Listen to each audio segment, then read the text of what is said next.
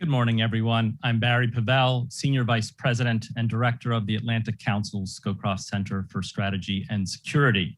It is my distinct honor this morning to welcome you all to the fourth US-ROK Joint Public-Private Economic Forum, which the Scowcroft Center's Asia Security Initiative is proud to be co-hosting with the Republic of Korea's Ministry of Foreign Affairs and the US Department of State. This annual forum provides a critical opportunity for officials and experts from the United States and Korea to come together to discuss the most pressing economic opportunities and challenges facing our longstanding alliance and evolving economic partnership. As I'm sure many in our audience know, the meeting between President Biden and President Moon this past May produced a joint leaders statement and fact sheet that outlined a bold vision for enhancing US-ROK cooperation across a range of important strategic areas, including critical and emerging technologies, supply chains, research and development, climate change, and global public health in the years ahead. Today's forum is an opportunity for both of our countries to explore next steps towards operationalizing this vision outlined at the Moon-Biden summit and understand how it fits into the broader strategic picture taking shape across the Indo-Pacific and across the world today. To that end, today's event serves the mission of the Scowcroft Center, where we work to develop sustainable, nonpartisan strategies to address the most important security challenges facing the United States and its allies and partners. The Scowcroft Center also honors General Brent Scowcroft's legacy of service and embodies his ethos of nonpartisan commitment to the cause of security, support for US leadership in close cooperation with allies and partners, and dedication to the mentorship of the next generation of leaders. Before we begin, I'd like to remind our audience that today's event is open to the public and on the record. Our audience can tweet their questions using the hashtag PPEF or submit them via the Q&A function on Zoom. With that, I would like to introduce today's keynote speakers. First up, we are honored to be hosting Ambassador Marsha Bernicat. She is the Acting Undersecretary of State for Economic Growth, Energy, and the Environment. Ambassador Bernicat is a career member of the Foreign Service who has served in a number of prestigious roles, including Ambassador to Bangladesh from 2015 to 2018, and Ambassador to Senegal and Guinea-Bissau from 2008 to 2011. Ambassador Bernicat's keynote remarks will be followed by keynote remarks by Korea's second Vice Minister of Foreign Affairs, Jong-moon Chae. VFM Chae has also held a number of senior positions as a career diplomat, including most recently as the ROK Ambassador to France, Deputy Minister for Multilateral and Global Affairs, and Special Advisor to the Minister of Foreign Affairs. Thank you, Ambassador Bernicat and VFM Chae, for joining us today for this important event. I know you both have very busy schedules this morning, so in the interest of time, I would now like to invite them to deliver their keynote remarks. Ambassador Bernicat, please. Thank you, Barry, for that kind introduction. And thank you to the Council, the Atlantic Council, for hosting today's event. I am so sorry that I can't be there in person today, but I'm very pleased that we can have this virtual option. It's a pleasure to speak with all of you today. I am honored to join Vice Minister Chae and of the Republic of Korea. To our friends in the Republic of Korea and across the United States joining us virtually, thank you for sharing your mornings and evenings with us. Our event today comes at an exciting time in the US-ROK relationship. In late May, our two presidents met here in Washington to reaffirm the ironclad US-ROK alliance, and they committed to strengthening our alliance and expanding our cooperation to help lead the region towards a more prosperous, secure, and dynamic future in accordance with our shared democratic values. This included joint commitments to cooperate on advanced technologies like AI, 5G and 6G, and quantum computing, jointly combat the climate crisis, and work together to increase global vaccine supply. As anyone can see, this isn't an ambitious agenda, but we aim high in the US-ROK relationship because we see tremendous potential to advance our shared interests and tackles some of the biggest challenges facing us in the 21st century when we work together in close partnership. President Moon was one of the first two foreign leaders to visit the United States under the Biden-Harris administration. This says a lot about the value that this administration places on the US-UK alliance and its potential to positively impact the region and the world. As you know, the US-ROK alliance was forged on the battlefield more than 70 years ago. Back in 1953, our cooperation centered primarily around defense and security matters. The ROK was recovering from the war and in great need of economic development. Suffice it to say, that was a far different economic relationship than what we have today. Fast forward to 2021. The Republic of Korea is a prosperous and innovative economy, the 10th largest in the world. Korea is our 6th largest trading partner and one of 3 countries in Asia with whom we have a free trade agreement. The ROK, which was once a foreign aid recipient country, is now a growing source of overseas development assistance and a close partner with USAID on development projects in the Indo-Pacific and around the world, including several new projects which were announced by our presidents in Southeast Asia to build digital capacity and strengthen cybersecurity, strengthen the resilience of cities to address growing climate threats and vulnerability, and improve solid waste management and reduce ocean plastic pollution. Our economic cooperation now centers around the big global 21st century issues, tackling the climate change crisis, promoting technology standards and development in line with our democratic values, building more resilient supply chains, and of course, combating COVID-19 pandemic and promoting global economic recovery.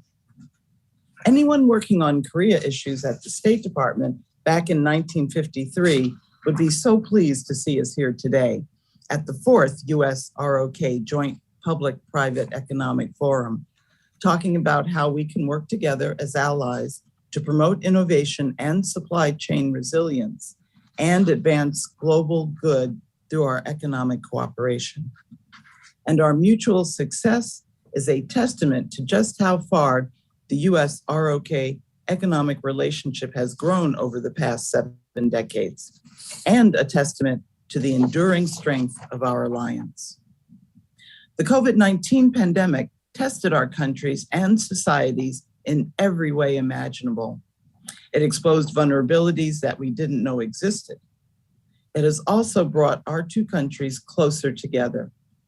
In the early days of the pandemic, the ROK came to the United States' aid by helping us to secure sources of COVID-19 test kits. We worked together to exchange health data and maintain air linkages to ensure our citizens could be repatriated and COVID-19 related supplies could move seamlessly between our countries. As a symbol of friendship, the Republic of Korea donated protective masks to the US federal government for distribution to US hospitals and nursing homes, and to US veterans who fought in the Korean War. In turn, and in the spirit of that friendship, the United States provided over 1 million courses of vaccine to the Republic of Korea in early June. Now, as the pandemic continues, over a year later, we are working together under the Chorus Global Vaccine Partnership to scale up global COVID-19 vaccine supply and distribution, including through COVAX and in coordination with countries around the world. We are working together to build resilient, diverse, and secure supply chains for critical technologies. From EV batteries to semiconductors, we see opportunities to enhance our competitiveness, improve our already robust relationship, and create the jobs of the future for our citizens. Our investment relationship has grown tremendously over the years as well. Today, the ROK is our 2nd largest Asian source of foreign direct investment in the United States. We are the ROK's second largest source of investment overall. On the margins of the US-ROK summit, South Korean companies announced investments of more than $30 billion in the United States in critical industries, including semiconductors, electric vehicles, and electric vehicle batteries. When it comes to fighting climate change, our two countries have an enormous role to play. The United States laid out an ambitious target of a 50 to 52% reduction in greenhouse gas emissions from 2005 levels in 2030. The ROK committed to releasing an ambitious 2030 target, aligned with the effort to achieve net zero greenhouse gas emissions no later than 2050 by early October, and hopefully even sooner. We're going to work together both to mobilize climate finance for developing countries and to make sure that international financing is aligned to promote our climate goals. Our two countries are also active in a broad range of multilateral fora, from the WTO to APEC to the OECD to the G20. Given Korea's economic weight and our overall partnership, we hope to work even more closely with the ROK, as we are with other like-minded partners, to combat unfair trade practices by non-market economies and foster inclusive green economic growth and global economic recovery from the COVID-19 pandemic.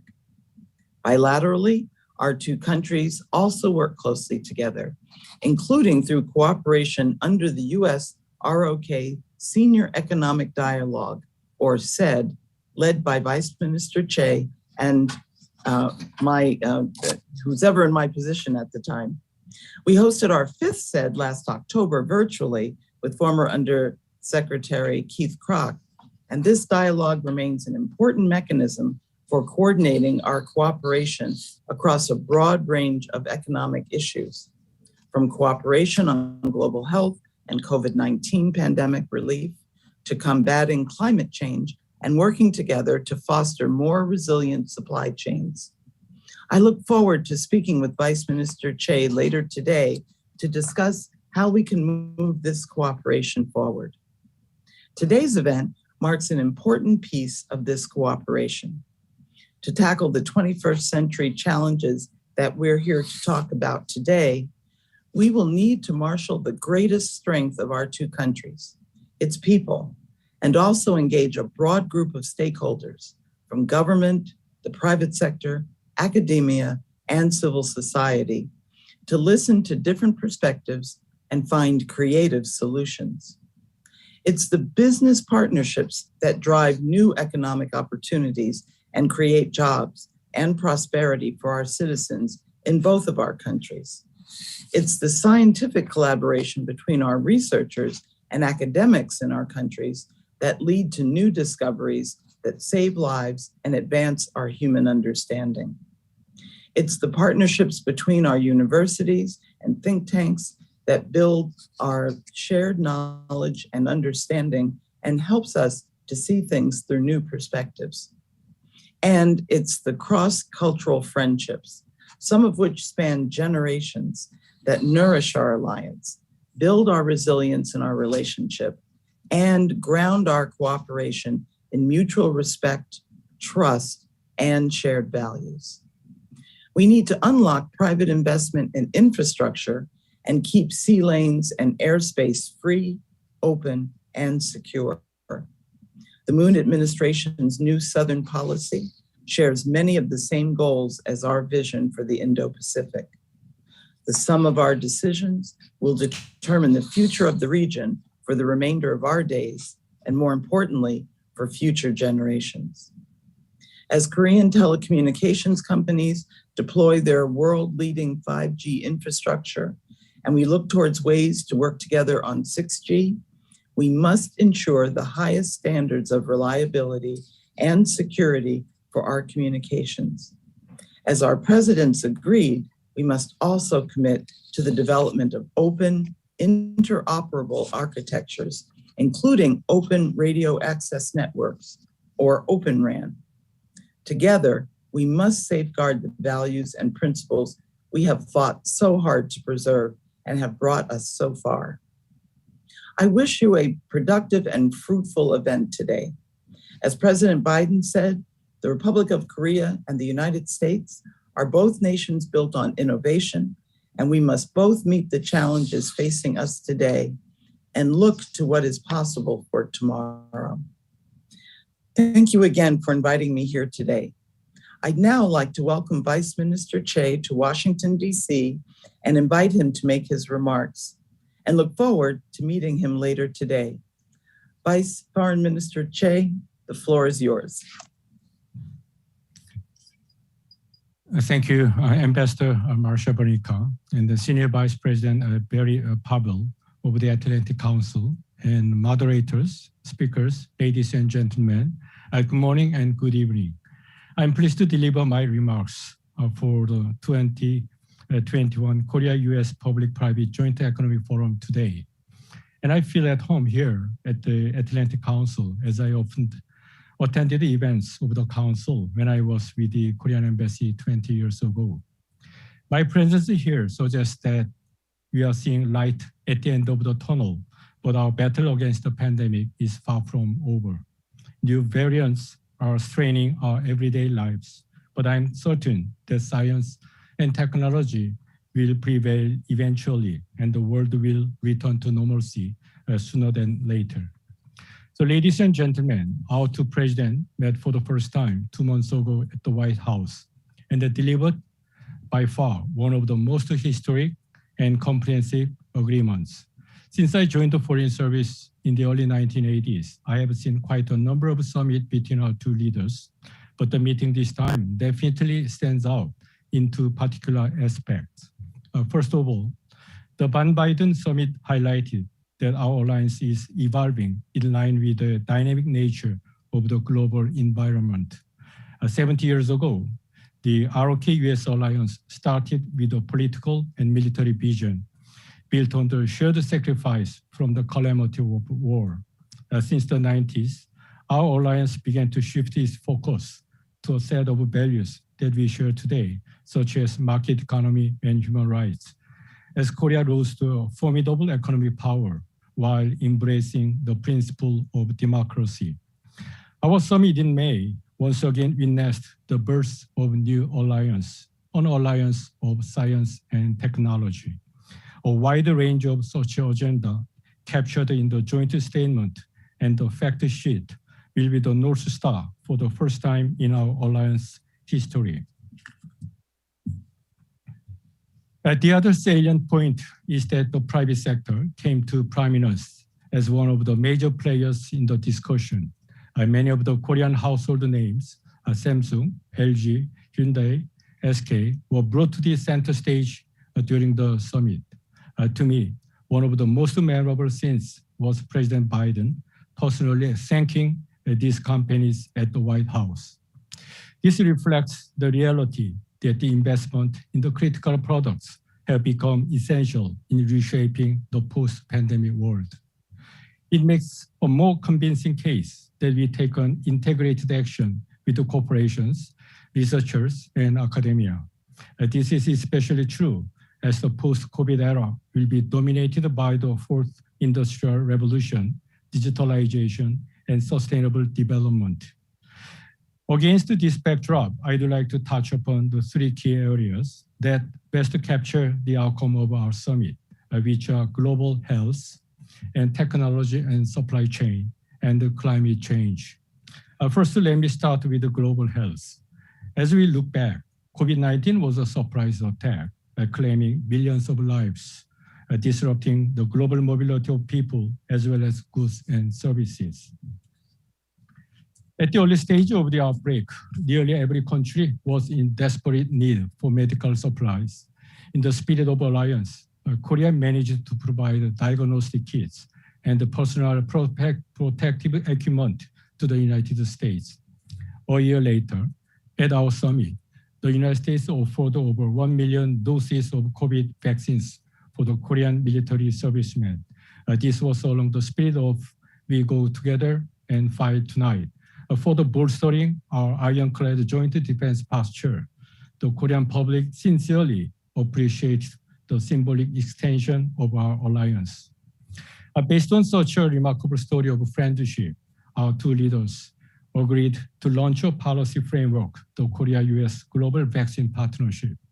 On the occasion of the summit, leading pharma companies from both sides, namely Samsung Biologics, SK Bioscience, Moderna, and Novavax, agreed to pursue stable supply of COVID vaccines.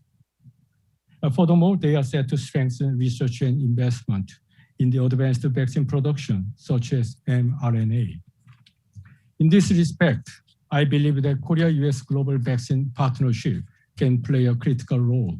The partnership allows us to combine America's advanced technologies and the raw material supply capacities with Korea's stable and large-scale vaccine manufacturing ability. Last month, under the partnership, the first senior-level bilateral export group kicked off. I look forward to seeing concrete results in the near future. By the way, for your reference, it was as early as 1994 that we decided to host the International Vaccine Institute, or IVI, with its headquarters based in Seoul. Since then, our vaccine development has grown continuously. Now Korea has the second largest manufacturing capacity of biopharmaceuticals in the world. At the same time, Korea and the US both recognize the urgent call to pursue equitable access to vaccines. For this objective, our two countries agreed to make a substantial commitment, COVAX AMC, in order to supply vaccines to the developing countries. In particular, a good place for mutual cooperation to both countries is Southeast Asia, the strategic nexus connecting Korea's New Southern policy and the United States' vision for the Indo-Pacific. The scope of our cooperation extended to Korea, committing $200 million to the global health security agenda to support international efforts towards infection prevention and control.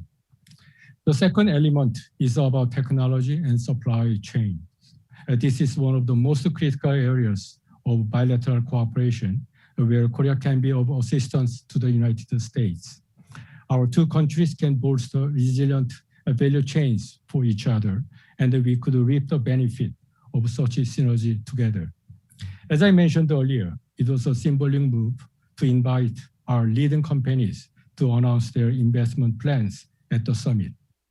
The announcement featured $39 billion, including investments in a state-of-the-art foundry and high-capacity battery plants.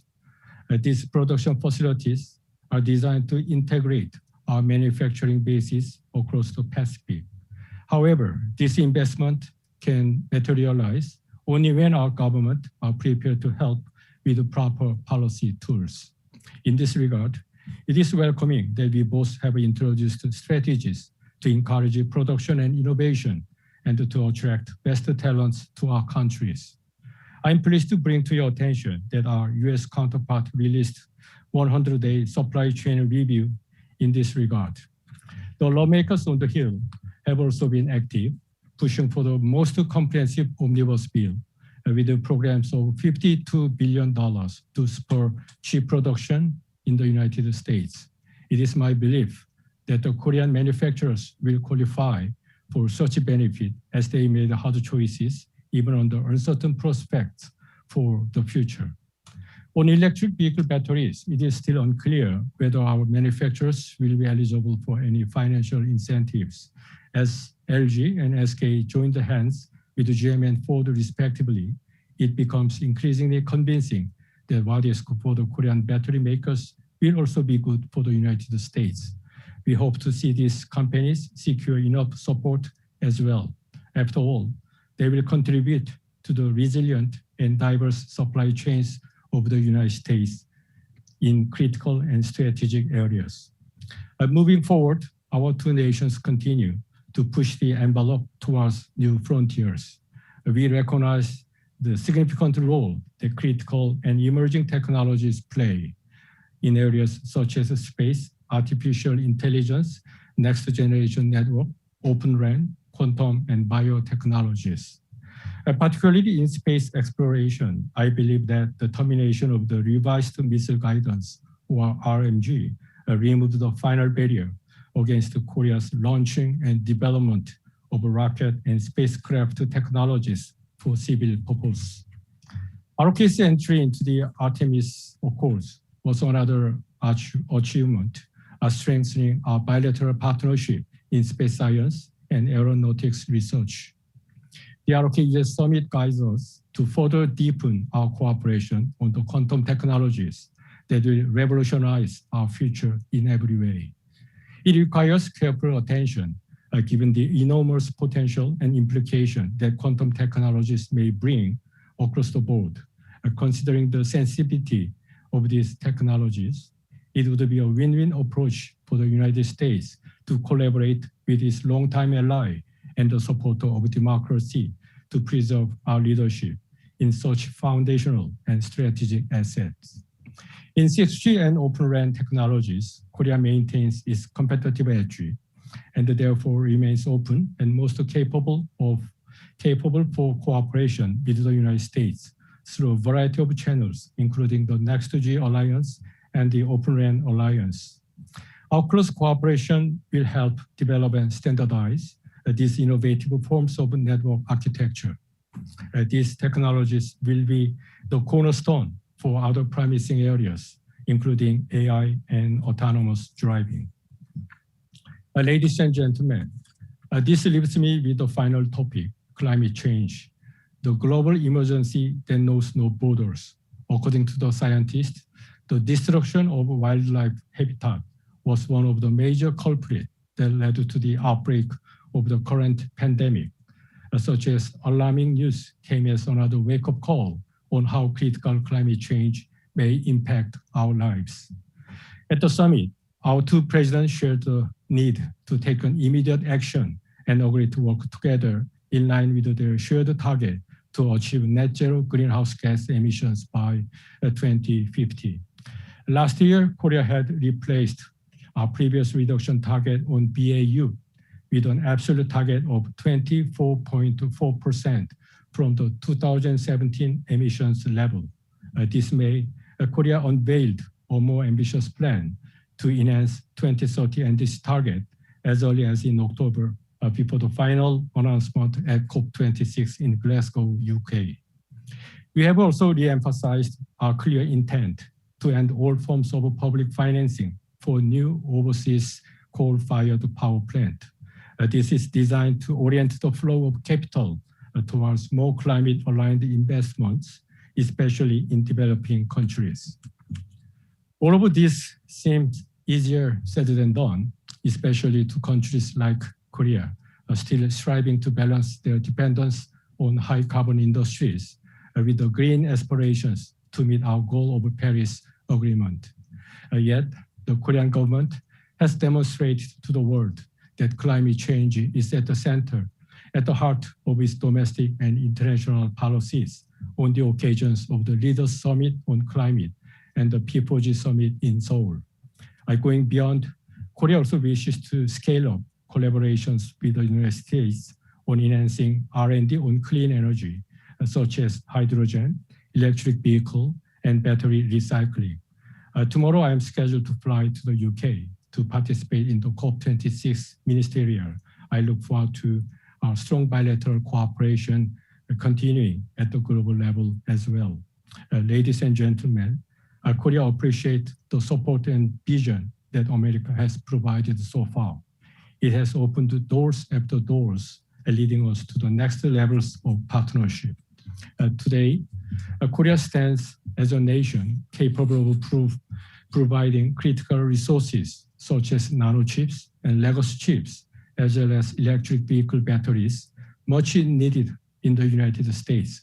We will continue to remain an all-around partner, indispensable and irreplaceable in the future as well. Korea is committed to working with the United States in building back better, a resilient global economy. To arrive at this goal, it is important for our two governments to nurture mutual investment, joint research, and closer interactions between all entities, including governments, corporations, and academia. I believe that today's event will be an opportunity for the two partners to draw a blueprint for such cooperation, starting from overcoming the immediate crisis at hand to working together in restoring global order, ultimately finding our joint way far into the future. My particular appreciation goes to the staff of the Atlantic Council, which actively supported putting together today's events. And my thanks also go to Ambassador Marcia Bonica, who we'll meet again this afternoon, as well as all the experts participating in the program. I would like to end my speech with this, and you need us, and we need you. To all of you attending today's event, I thank you.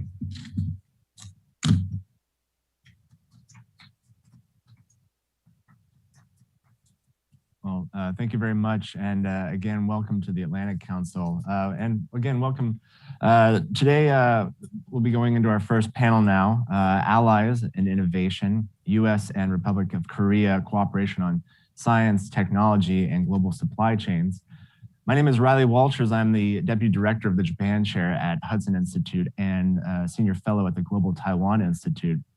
I think we have a fabulous panel today. Let me just quickly give an introduction of each of our panelists, and then we'll go into some brief remarks followed by Q&A. Up first, joining us via the internet, we have Mr. Matt Murray. Matt Murray is the Deputy Assistant Secretary for Trade and Negotiations for the U.S. Department of State's Bureau of Economic and Business Affairs. He leads 4 offices that oversee the State Department's engagement on opening new markets, resolving trade disputes, protecting intellectual property rights, and promoting agricultural innovation. Prior to this assignment, he was the Economic Minister Counselor at the U.S. Embassy in Beijing, China. Followed by him, we have the Honorable Mi-yeon Lee, who is the current Director General of Bilateral Economic Affairs at the Republic of Korea's Ministry of Foreign Affairs. Lee has served as a career diplomat with the Ministry of Foreign Affairs for nearly 3 decades. She has also served as the ambassador and deputy permanent representative at the Korean Permanent Mission at the UN office and other international organizations in Geneva, Switzerland. After her, we have Ms. Barbara Weissel, who is the managing director at Rock Creek Global Advisors, where she focuses on international trade and investment policy and negotiations, as well as market access and regulatory matters. Ms. Weissel served as, most recently, as the Assistant U.S. Trade Representative for Southeast Asia and the Pacific. She was the U.S.'s chief negotiator for the Trans-Pacific Partnership, and she also served as a negotiator for free trade agreements with Malaysia, Thailand, Australia, and Singapore. After her, we have Ms. Megan Beery, who is the Director of Global Technology and Security Policy at the Semiconductor Industry Association, where she leads the association's global technology, national security, and supply chain policy work across a variety of geographic and substantive policy issues. Before moving to SIA, Megan was the Senior National Security Policy Advisor in the Bureau of Industry and Security at the Department of Commerce. And last but not least, we have Dr. Mi-yeon Oh, who is the Deputy Director and Senior Fellow for the Asia Security Initiative here at the Atlantic Council's Skrokoff Center for Strategic and Security, and a visiting scholar at Johns Hopkins University's School of Advanced International Studies, where her areas of expertise include energy security and geopolitics, infrastructure development and digital connectivity in the Indo-Pacific, changing economic architecture in the Asia-Pacific, global supply chains of emerging technologies, Sino-Russian relations, US-Japan-Korea trilateral relations, and the geopolitics of Northeast Asia. Well, basically the way that we're going to do this panel today is each of our speakers is going to give a few minutes of remarks, followed by questions by me. After everyone's sort of giving their remarks, we'll go into open Q&A from the audience. If you have any questions, please feel free to submit them online. I can take them here, and hopefully we can get a good conversation and within the next hour. So up first, Mr. Matt Murray, if you don't mind, giving us a few minutes of your remarks. Sure. Well, thanks very much. And hopefully you can hear me okay. Glad to be able to join this discussion, albeit virtually. Forward to seeing my friend Director General Lee and others from the Korean delegation in person later today and tomorrow. And we really want to just welcome the Korean delegation who's here. And after so many months of it being difficult to meet in person, it's great to have that opportunity again. I'll just pick up right where the Vice Foreign Minister left off. I think in his concluding remarks, he said, with respect to supply chains and technology, that we need you and you need us, essentially. When it comes to supply chains, which our team here at the State Department has been working on quite a bit over the last several months, that is certainly true. And our partnership with Korea on supply chains is incredibly important to us here. And, we've been very focused on the White House's effort over the last 6 months to promote supply chain resiliency through the president's executive order that he released in February, and then the 100-day reports that were released just a few weeks ago in early June. And, as Ambassador Bernacat and the Vice Foreign Minister both highlighted, for the United States, there are 4 critical sectors that we've identified as being very important for supply chain resiliency. Those are semiconductors, advanced capacity batteries, pharmaceutical APIs, and critical minerals and materials. And certainly when it comes to semiconductors and advanced capacity batteries, Korea is a real leader globally in these areas. And so our partnership with the Republic of Korea there is incredibly important. And as we've talked about, throughout the supply chain executive order process, as we've talked about and focused on international engagement with partners and allies, it's very, not a surprise to us, but very welcome, obviously, that the Republic of Korea was one of the first countries to step up and want to talk with us about this issue in greater detail. And then, obviously, as we saw when our presidents met, there was an agreement in the joint statement on the importance of supply chain resilience and wanting the United States and the Republic of Korea to be able to work together towards greater resiliency in the future. Certainly, as Ambassador Bernacat also highlighted, Korean investment in the United States is a big part of that, whether it's in the semiconductor sector or the EV battery sector or elsewhere. That investment in critical supply chains is going to be very important to the United States moving forward. And we welcome feedback from our Korean partners on how we can help enhance that situation and improve it, improve the investment environment here, to create more connections with Korean companies, to improve the investment environment here in the United States. And obviously in the area I work on trade policy, we also look forward to working with our Korean counterparts to identify ways in the global trade space where we can continue to enhance our cooperation on supply chains, particularly in these critical areas. So I'll stop there for right now and look forward to the discussion with the other panelists. You definitely pulled together a great group, and look forward to hearing from everyone, and as well as talking in greater length with our Korean friends over the next couple of days. Thanks. Thank you. One of the, with all this talk about cross-border investment, more investment in research and development, a lot of concerns that we've had for quite some time now is the protection of intellectual property around that. And so I wonder what, the US and Korea can do to help, develop the protection of, intellectual property. One of the things you mentioned was also improving the investment environment. And so what are there ways that perhaps we can improve, the way that we have investment screening, export controls to sort of help protect a lot of that intellectual property and improve the investment environment? Sure. No, that's a great point. And I think for us here in the Economic Bureau, one of the offices, as you mentioned in the intro, on my team is the Office of Intellectual Property Enforcement. And so, that office is very focused on working with partners like Korea to improve the overall situation with intellectual property.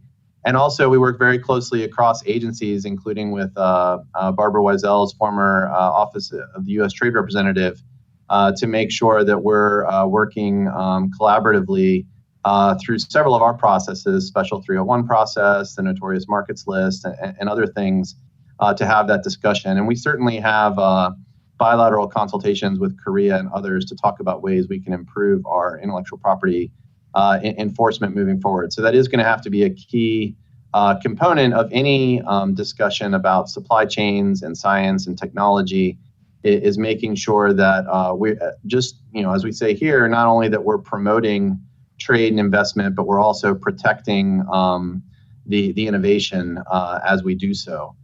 So definitely that's going to be a key point. I think, as you mentioned also, whether it's investment screening or whether it's export controls or whatever it may be, I think it really does call into the importance of a whole of government approach to a lot of these issues, because you can't just do one without really having a comprehensive view towards all of these various issues. When we're talking about supply chain security and when we're talking about protecting IP. I think one of the things that this administration has really done well out of the gates is when they've talked about supply chain resiliency, they have included all of the various agencies across government in that effort. And each of the chapters of the 100-day report were all written by different agencies. Other agencies have responsibility for various pieces of it. And so, clearly, there's not just one thing that we can do, either as our country or in collaboration with partners like Korea. There's not just one thing we can do to advance this agenda, but we're going to have to take a very comprehensive approach and include all of these areas. You mentioned, working with allies, and one of the things we hear a lot about these days as well is telecommunications. We heard from our keynote speakers here a lot of talk about 5G, 6G, Open RAN. Obviously, the United States has a vested interest in developing these technologies with like-minded partners. How do you see U.S.-Korea cooperation? How does partnership with Korea fit into the development of next generation telecommunications? No, I think it's very important, and I think we're looking at who can we collaborate with as trusted vendors going forward when it comes to 5G and 6G and O-RAN. And again, I think the Biden administration's focus on collaborating and engaging like-minded partners and allies on some of these key areas and key technologies is incredibly important. And the Republic of Korea certainly has a big role to play there. So, I'm looking forward to, in my meeting tomorrow with Director General Lee and her colleagues, talking about this issue as well, because there's more we can do, and we're continuing to try to move forward through our partnership to collaborate further. So we'll be exploring those areas. I mean, certainly this concept of trusted vendors is a really important one. You mentioned in my introduction that I previously have served a couple of times in another country where we have some particular concerns. And so obviously our partnership with the Republic of Korea is really important. Thank you. Well, speaking of Director General Lee, why don't we move to you now, and maybe you can give us a few minutes of remarks.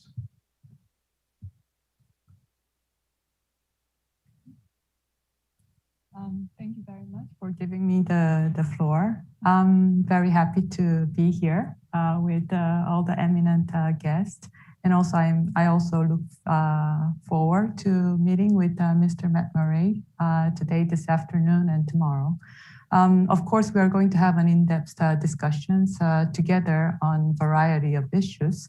But today I want to ask questions to the experts here, because I'm here for the governments, but now it's very important to hear the voices of the business and also the experts and a variety of how do you say, end users of the technology and the supply chains. We had a very successful meeting at the summit, but I'm here to, with the task of implementation, so I have to be in the positions of how we are going to make a great success and achievements after the summit. Now it seems like the buzzwords is the supply chains and science and technologies. And here I want to ask a few questions that we really have to explore. The first one is, how are we going to keep communications between the business people and the governments? Because it's very important that we help the business people explore into new science and technologies and to maintain the right supply chains, while we also keep intact our emerging technologies and guide them into the right use in the futures. The second questions that I want to ask is, how the government, as the government helps the business people invest in the right way? Because I know that our business people have announced a lot of investments here in the United States, but as the 100-day report also mentions, there is a big gap between the cost that it will give. So our companies who are going to invest here in the United States will need a lot of compensations and also incentives to continue with their investments. So in the long run, there are benefits mutually, but in the short runs, there are costs that the business people will have to burden. So I think that's the issues that our governments have to think.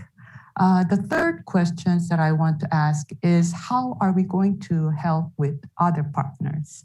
We cannot go alone. We need to work together with allies and partners.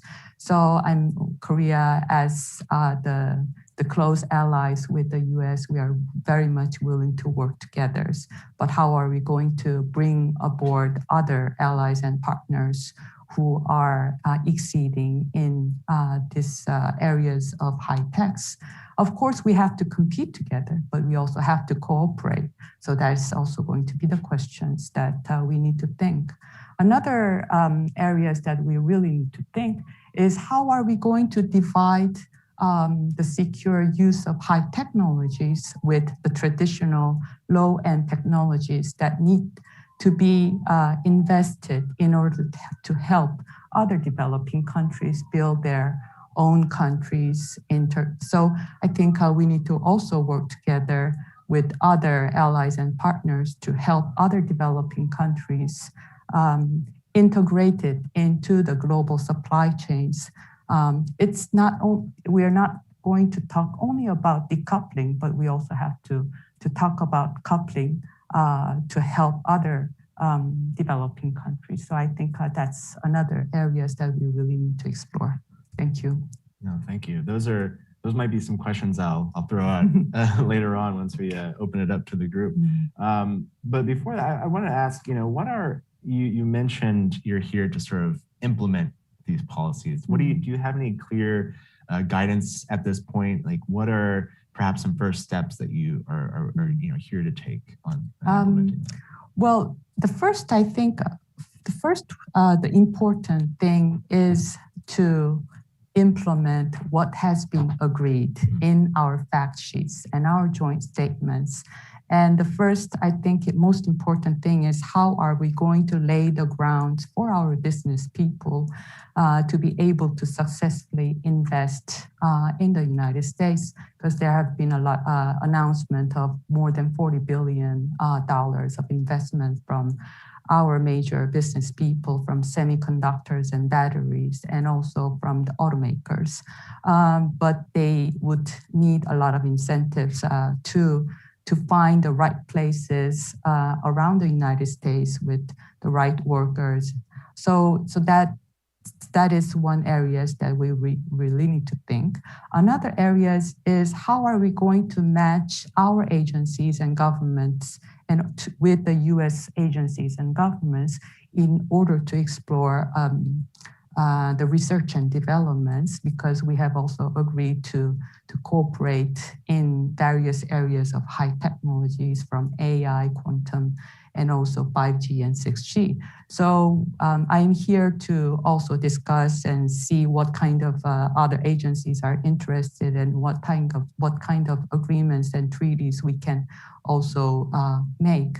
Another areas that we are thinking is actually everything is about the human resources. How are we going to match the right people in the right places? And we have been trying to explore on our people, our students studying here in the United States to assist in our industries bilaterally, because our people, Koreans, students here in the United States are looking for the right places and right jobs. So I'm interested in how are we going to secure our students exceed here in the United States. We've heard this figure referenced a few times this morning, the double-digit billions worth of investment. I think the fact sheet said 25 billion, you said 40 billion. It's quite a lot, especially if you consider historically South Korean companies' direct investment. It's only about 60 billion so far in the United States. So it's more than 50%. Can you tell us sort of the strategic implications of these investments? I mean, maybe not everyone watching is familiar with all the companies. They might know Samsung. I have a Samsung washer dryer in my house, or perhaps they drive a Hyundai. But maybe not everyone's familiar with SK perhaps, or LG. Can you tell us maybe sort of the strategic implications of this much investment being announced in the United States?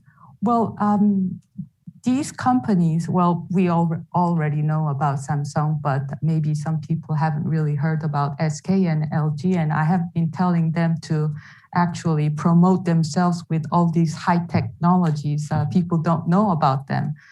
They were a little bit shy about promoting themselves. SK is the top leading companies in terms of batteries and constructions and innovations parts, and also the energies. LG also is very leading and in terms of electronics. I have all these electronics from LG. So I'm the LG fan. But also they also invested a lot in the batteries and semiconductors chips, and also Samsung. Samsung is the leading companies in terms of memory chips. It's one of the largest companies. What they have invested here in the United States is, for example, Samsung is looking for the foundries, constructions around the United States in order to produce the memory chips. SK is going to invest on the R&D centers, which means that it is devoted to have a long-term investments in bringing the good science and the researchers in order to build the future-oriented technologies. LG has also invested in the semiconductor chips, and also Hyundai and Kia, the automobile companies, have already invested here in the United States in automaking factories, but they are also looking into the areas of the electronic automobiles. So they are all investing in the future technologies, and they are very much devoted to furthering the investments. What is really necessary is to find the right demands. They are ready to supply, but we need demands to match so that they will be able to expect profits in the long terms. So and also, as you know and already mentioned in the 100-day report, is that the cost of building is 50% higher than other countries. So I think it is important for the commercial interest. I mean, to have a very sustainable investment, I think there should be a market-oriented choices and decisions where the companies can freely play. Thank you. Up next, Ms. Meisel. If you give us a few minutes remarks. Yeah. Thanks, and thanks for including me on today's panel of distinguished women and gentlemen. I wanted to also ask a few questions. We're all going to ask each other questions. Nobody's going to answer them. But first, I just wanted to start by saying how, watching from outside, how productive the first US-Korea meeting was, and in a way that I think really struck people from outside. I mean, the number of initiatives that were announced in the fact sheet and actually how concrete they were was something that I think was really notable. And I wanted to just mention a few of those areas because I think they hold promise for building the relationship in the areas that have been established as priorities. So on tech issues, the two governments agreed to establish a joint R&D on critical and emerging technologies. They agreed to establish a US-Korea supply chain task force, and this would, implement the cooperation that you're probably here to discuss. Bilateral investment screening cooperation group, another area of priority. A cyber working group to enhance cooperation to deal with cyber ransomware attacks. So these are very concrete groups that were established. On health, similarly, there was agreement to scale up vaccine production and R&D efforts and other cooperation on health, which is, as has been discussed, the top priority, and then similarly on climate. So it wasn't just a long laundry list, as sometimes you see at the end of a summit, of vague commitments. There were really specific things that were agreed in that fact sheet and in the joint communique on expanding our partnership, on working on Korea's new Southern policy and the US vision for free and open Indo-Pacific that I think are clearly the appropriate priorities and important for the US and Korea to establish specific dialogues and other mechanisms to work through these issues. So, I think it's an ambitious agenda. I applaud the two countries for having developed such a robust agenda.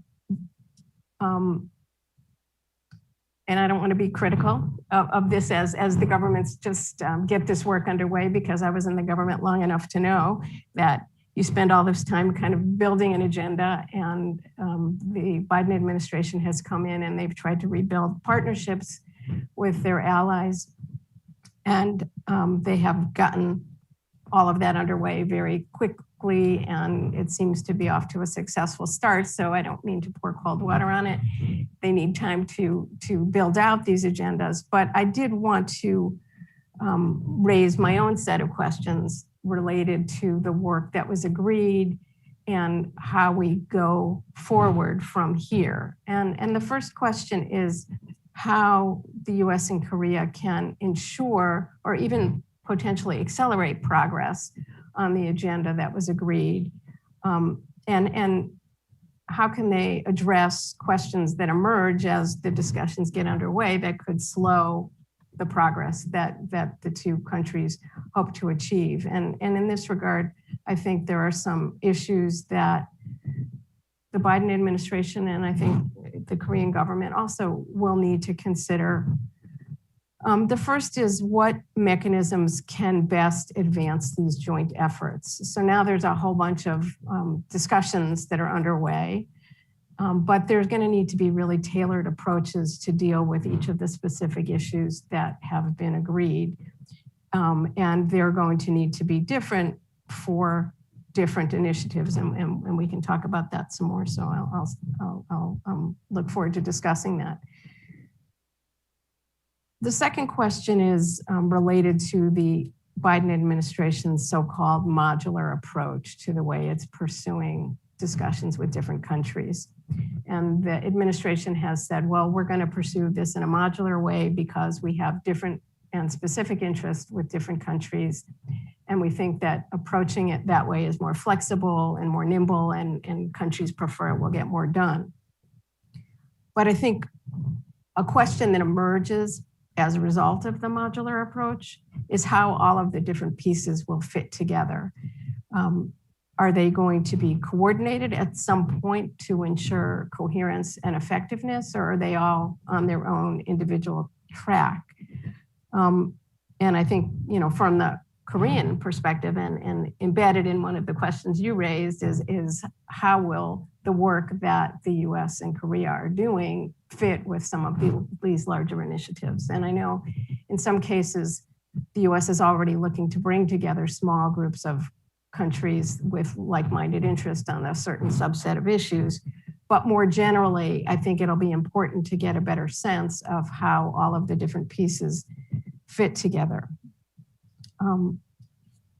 How will Korea and other partners work together also on things like that were raised in the supply chain report and some of the other things that have been said by this administration in terms of its domestic policy goals. So we have the modular approach, and the US will be working with partners bilaterally and more broadly, but the US also is looking to achieve certain goals domestically. And these have come up in the context of the supply chain report and elsewhere about rebuilding the domestic economy and creating jobs here in the United States. So how do the goals that they have for rebuilding domestic prosperity, a worker-centric economy, fit with the work that we're doing internationally?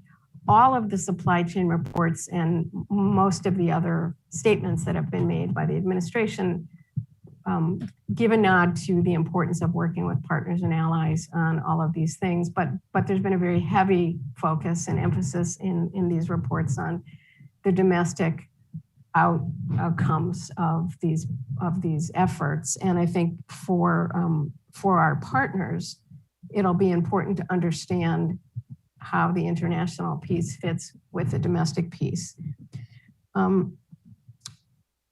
And then the question I think there is, does there need to be some sort of framework in which we're thinking about this joint work that's understood beforehand in order for these efforts to progress successfully? And I don't mean some big complex negotiation that will take forever and prevent us from making progress on all the specific areas on which work is underway, but I think just a clearer understanding of the way the various pieces fit together so countries have comfort in understanding the way the relationship will progress and the way the work will all come together.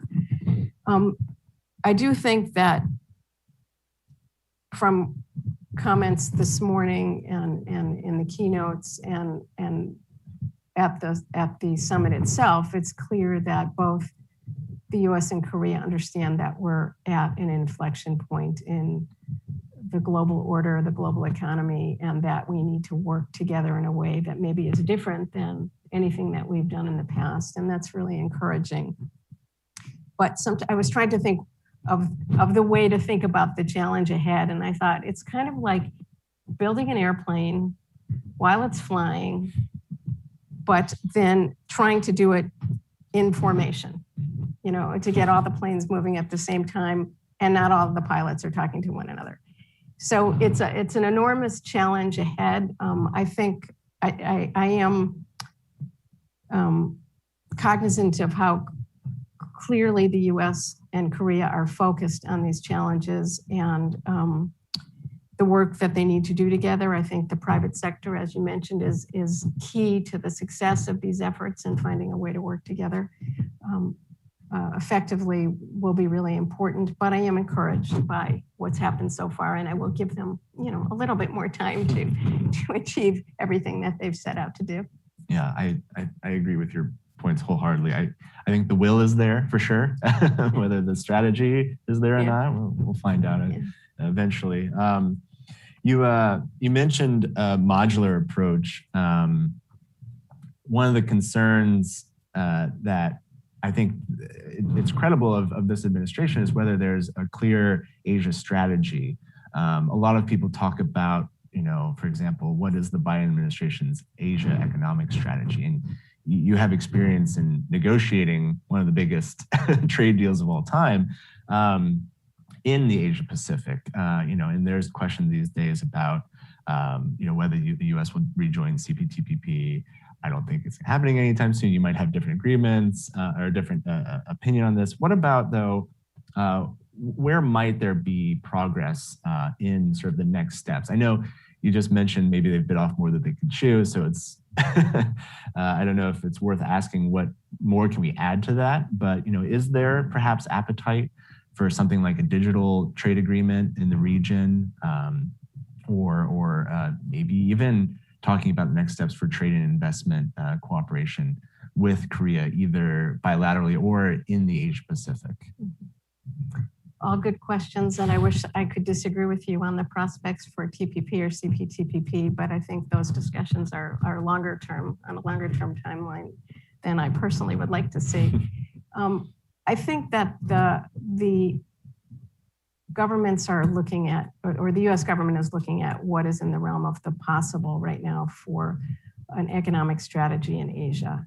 There has been a lot of chatter about a potential digital trade agreement. And the reason for that is, there are many reasons for that, but one of the most important reasons is that all of the governments, all of the economies have been transformed through COVID into much more reliance on the digital economy and recognizing the importance of the digital transformation to their economies and their future economic growth. That growth is at risk if we don't develop common rules. We don't want to see a fragmented digital governance structure. And I think there's a recognition of that, and a recognition that there are the outlines of digital trade agreements that have been negotiated by the United States, but also by other countries in the region that could serve as the basis for a future Asia digital trade agreement.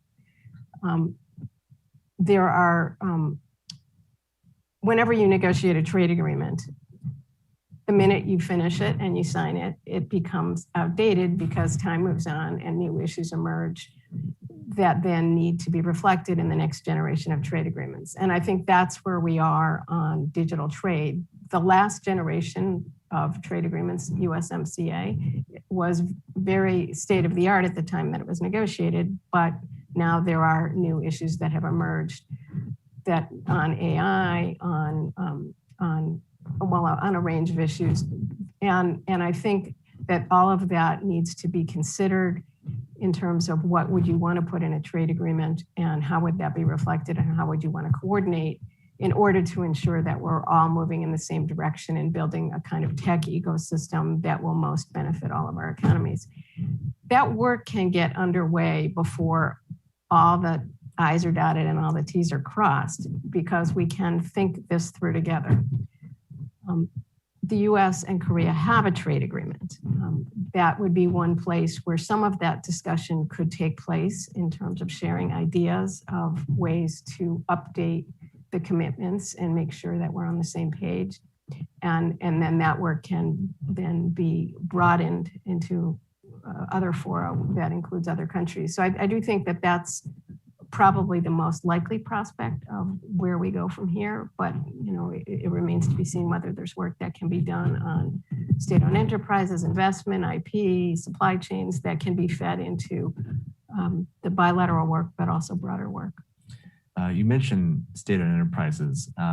One of the things that the United States, Japan, and the European Union have been working on is WTO reform, particularly around the support for state-owned enterprises or public bodies. Do you have any thoughts on how the US and Korea can work together on WTO reform? Do you think there's interest there?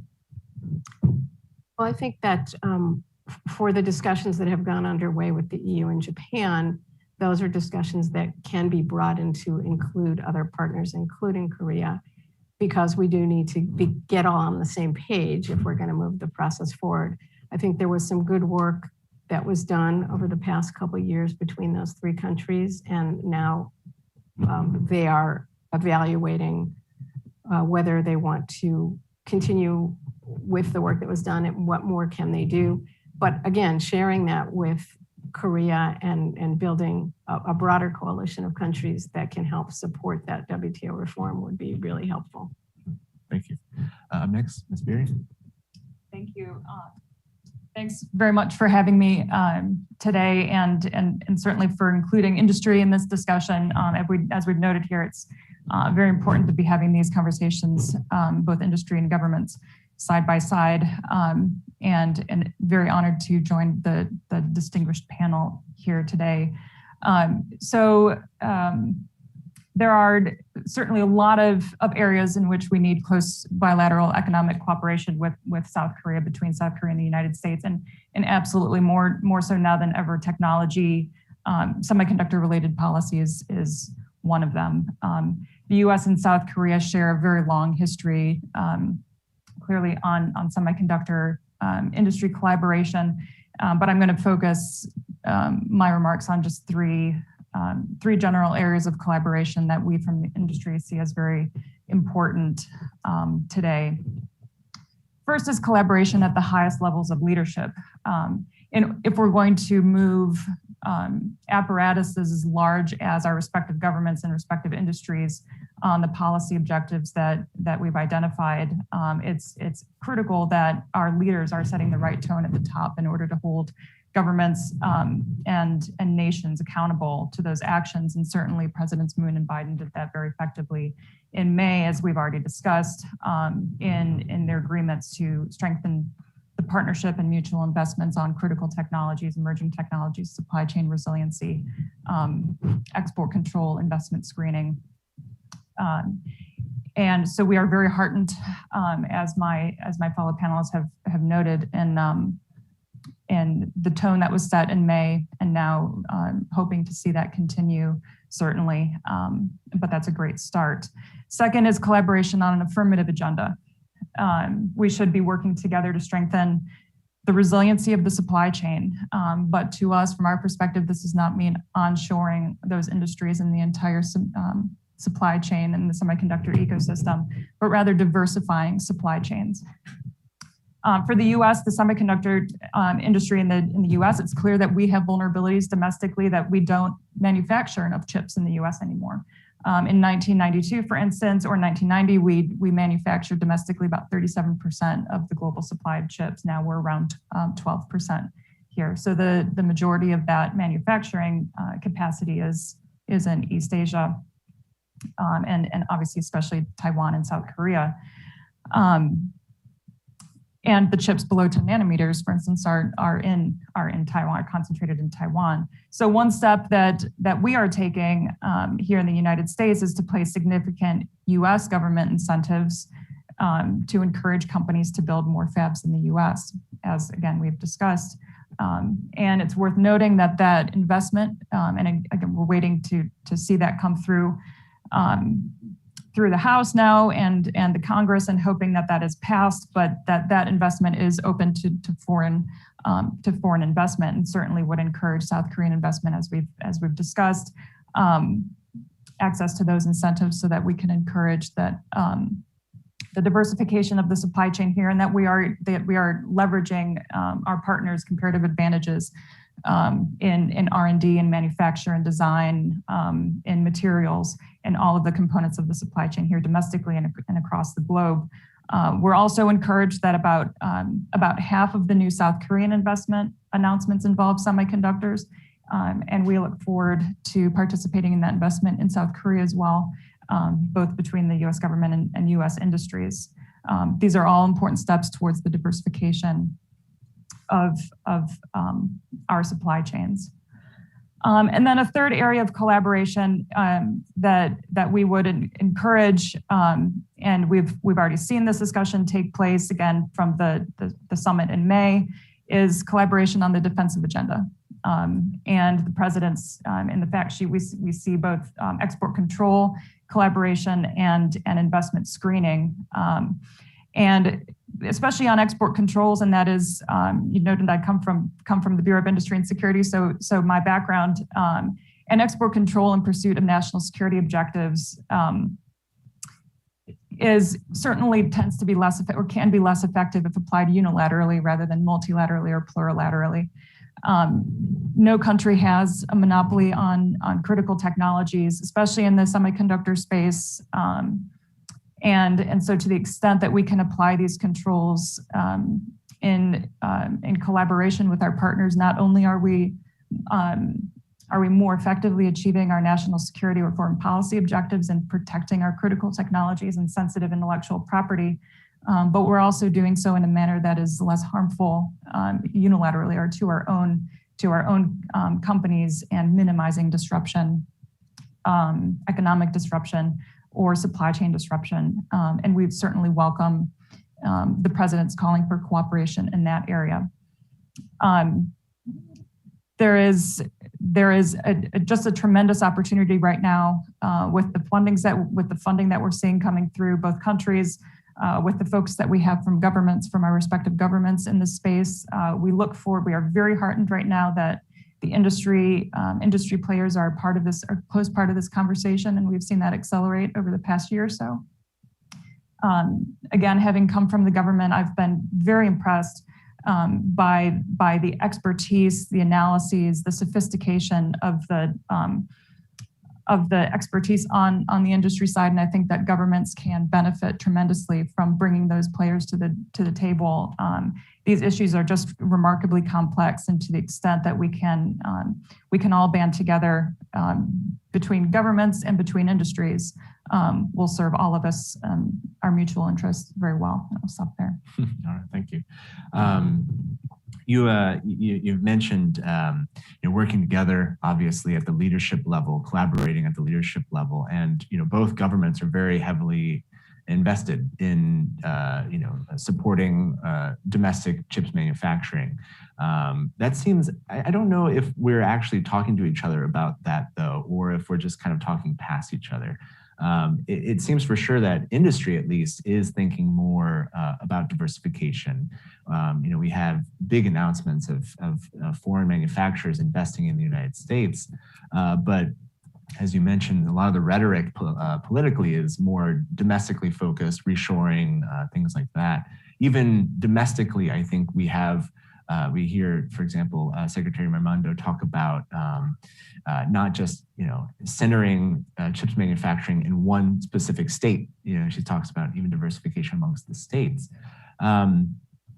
Coming from both government and working with industry, I mean, do you have any thoughts about how to sort of build that dialogue around diversification, building resiliency to what you were talking about earlier? Sure. So I think we've seen some tremendously positive rhetoric and statements from the administration. There's certainly a focus on international collaboration. I think, I am also interested in seeing what becomes of that rhetoric. To say it is one thing and to do it is quite another. And again, having come from the government, that's where you have to start. You have to start at a presidential level statement to that effect that we will collaborate in this space. And that's a critical and important starting point. But then translating that into implementation is quite another thing. And that's the stage that we're in right now. I think on the foreign stage, on the international stage, it can be, it's very difficult, and not wanting to understate that, even logistically, time zones, classification, these are all things that need to be worked through. There are a lot of different engagement vehicles right now that we have in play, G20, G7, the new Trade and Technology Council, TTC with the EU. the bilateral agreements. So there are a lot of different vehicles. And for me, I'm interested in which one of these is going to sort of emerge as the appropriate venue forum for discussing supply chain issues. Is there one, is there a standing dialogue right now that is appropriate, or is there a new dialogue that forum that needs to be established for this? So I think those questions, I'm sure our colleagues at State are working through these right now. Those are all questions that we're sort of watching and waiting to see and providing input into. And again, we've been very heartened that the government is soliciting industry input into answering those questions. What would these dialogues look like? What do we need? And so we're happy to lend our input to that, and then and hopefully we'll see something emerge that is constructive. And I'm very optimistic. Yeah. Last week we had the National Committee on Artificial Intelligence, and that was pretty interesting. The South Korean Minister of Science and ICT spoke briefly for a minute while she was there. I guess there's going to be an emerging technology working group later this year as another vehicle. Emerging technology, though, you come from BIS. That's actually a bit of a contentious issue, I believe, right now, and it certainly drives uncertainty for the industry. Do you see the Biden administration working through that? Basically removing a lot of these uncertainties to help industry make these decisions about whether to invest or not? Yeah, we hope so. What's even more important to industry than that is we just need clarity at the end of the day. Whatever the answer is, just to know that in advance so that industry can plan against it is really what we're hoping for. So I know that the Biden administration and Commerce are still continuing to work through those questions on emerging technologies, I think, and foundational technologies. So that I think foundational is where we have indications that that's where semiconductors may sort of be caught under foundational controls. But again, we don't know necessarily, and Commerce and the government doesn't necessarily have the answers on what, if any, those controls might look like. And so one thing I would just again encourage into the government is that industry is quite smart. There is just a lot of expertise and analyses in industry to the extent that we can support and ensure that the government is identifying the right answer. If that's nothing, if that's some degree of control, but to make sure that we're doing that very deliberately and smartly and fairly efficiently so that we can have some clarity on the industry side. Thank you. All right, last but not least, Dr. O. Thank you, Riley, and thank you. I'd like to really thank everyone, for coming to the Atlantic Council. This is our first hybrid event, so we're very excited and continuing, doing this kind of event more. So I'd like to make a quick comment on the joint statement from the US-ROK Summit, because I really think that it produced a guidebook that has updated and broadened the definition and scope of the alliance. And it really references opening a new chapter for the alliance. In my view, the previous joint statement rather focused on the traditional notion of security and deterrence on the Korean Peninsula, but the current statement really expands to the evolving notion of security to navigate how the two countries cooperate globally far beyond the Korean Peninsula, and in a rapidly changing geopolitical environment. On the issues we talk about, science, technology, innovation in digital economy, pandemic, climate change, etc. So I think it's fair to say that it has upgraded US-ROK alliance to another level to pursuing global partnership in the Indo-Pacific and even beyond.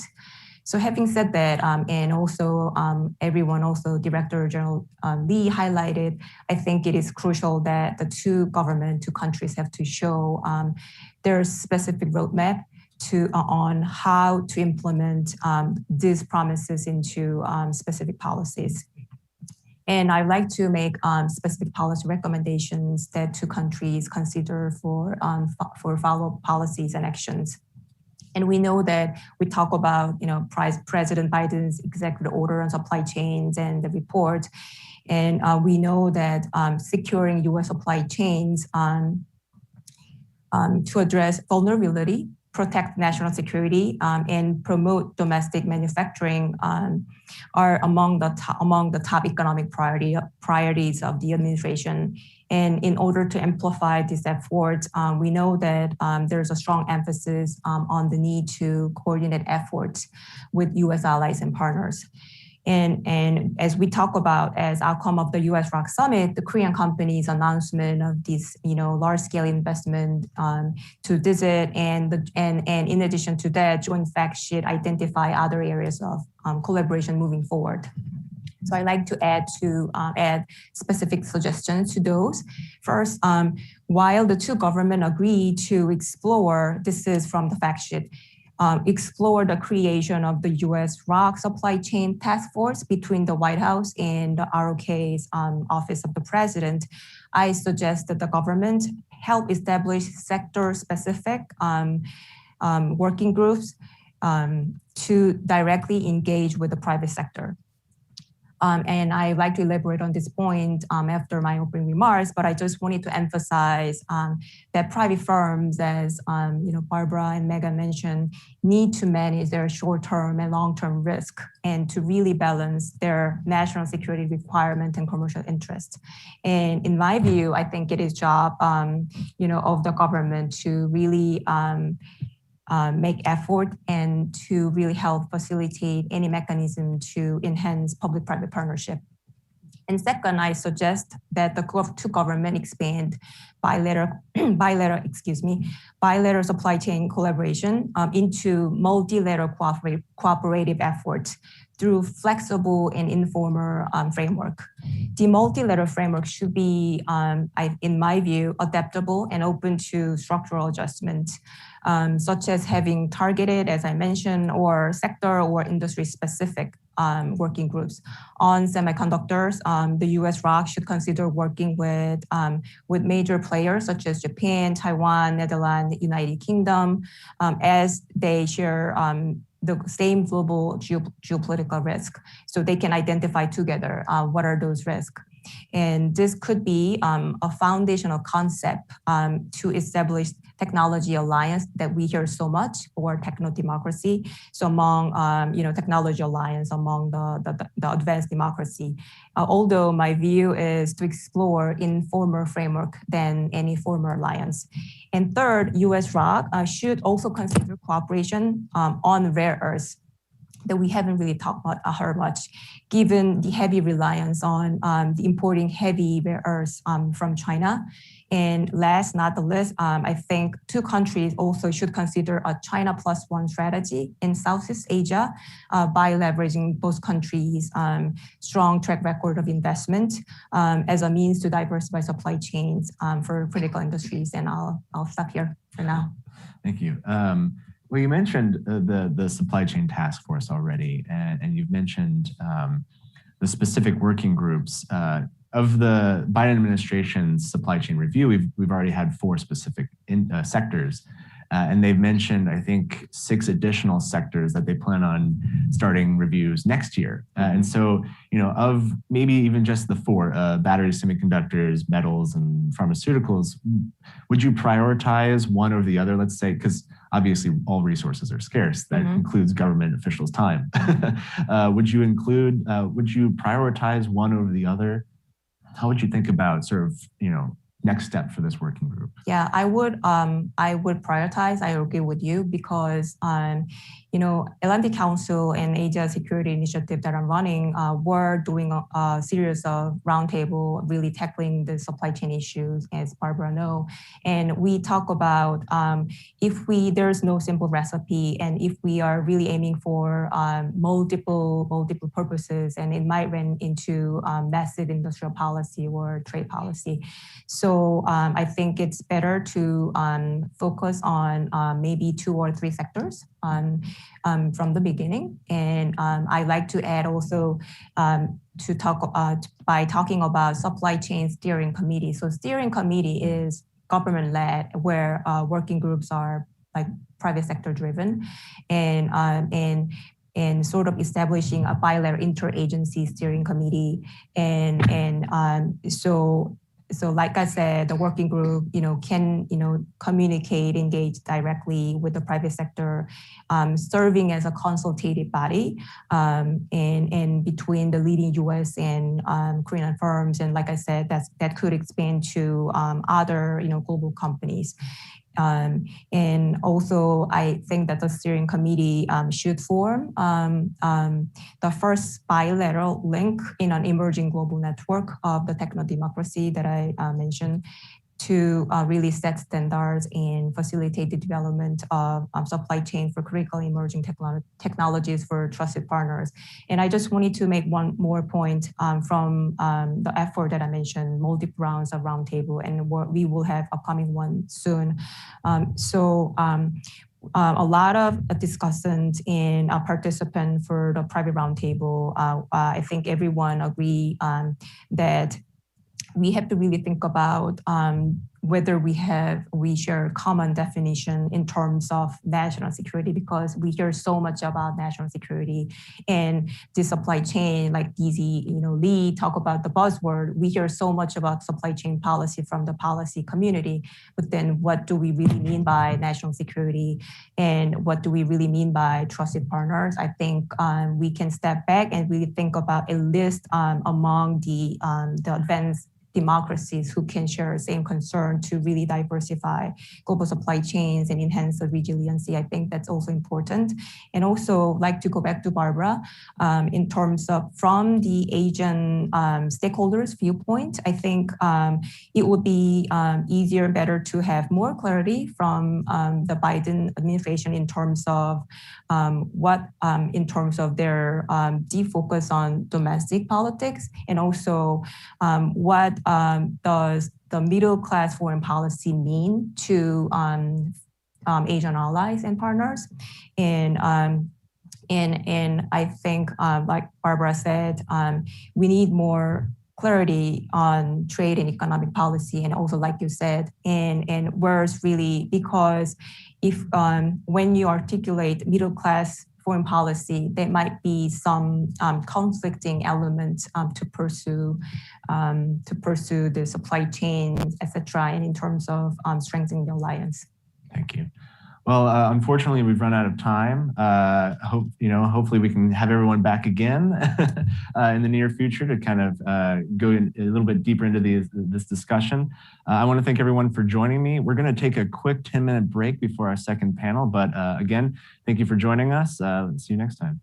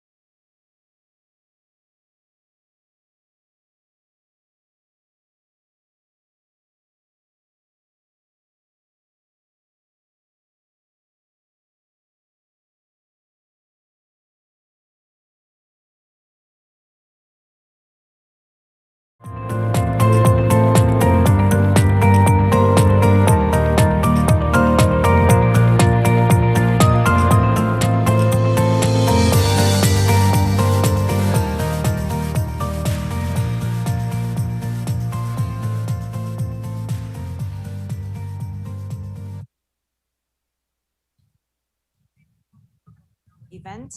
This is the second session, Partnership for the Global Good, Advancing US-ROK Cooperation on Climate Change and Public Health. I'd like to introduce our moderator, Dr. Mark Menon. He's a specialist in Asian affairs at the Congressional Research Service, which is a nonpartisan agency that provides information analysis to the members of Congress. And Mark has been covering Asian issues more than 20 years and really always has been a go-to person when we host events on Korea and other Asian matters. So really honored to have him as a moderator. I wasn't able to think of a better person to really moderate this session in terms of the topic, given his broad expertise. So thank you so much, Mark, and the floor is yours. Great, thank you, Mian, and it's a real pleasure to be here and be here with you, an old friend. And thanks for hosting this terrific panel, which is in many ways a follow-on to the Biden-Moon Jae-in summit that happened in May.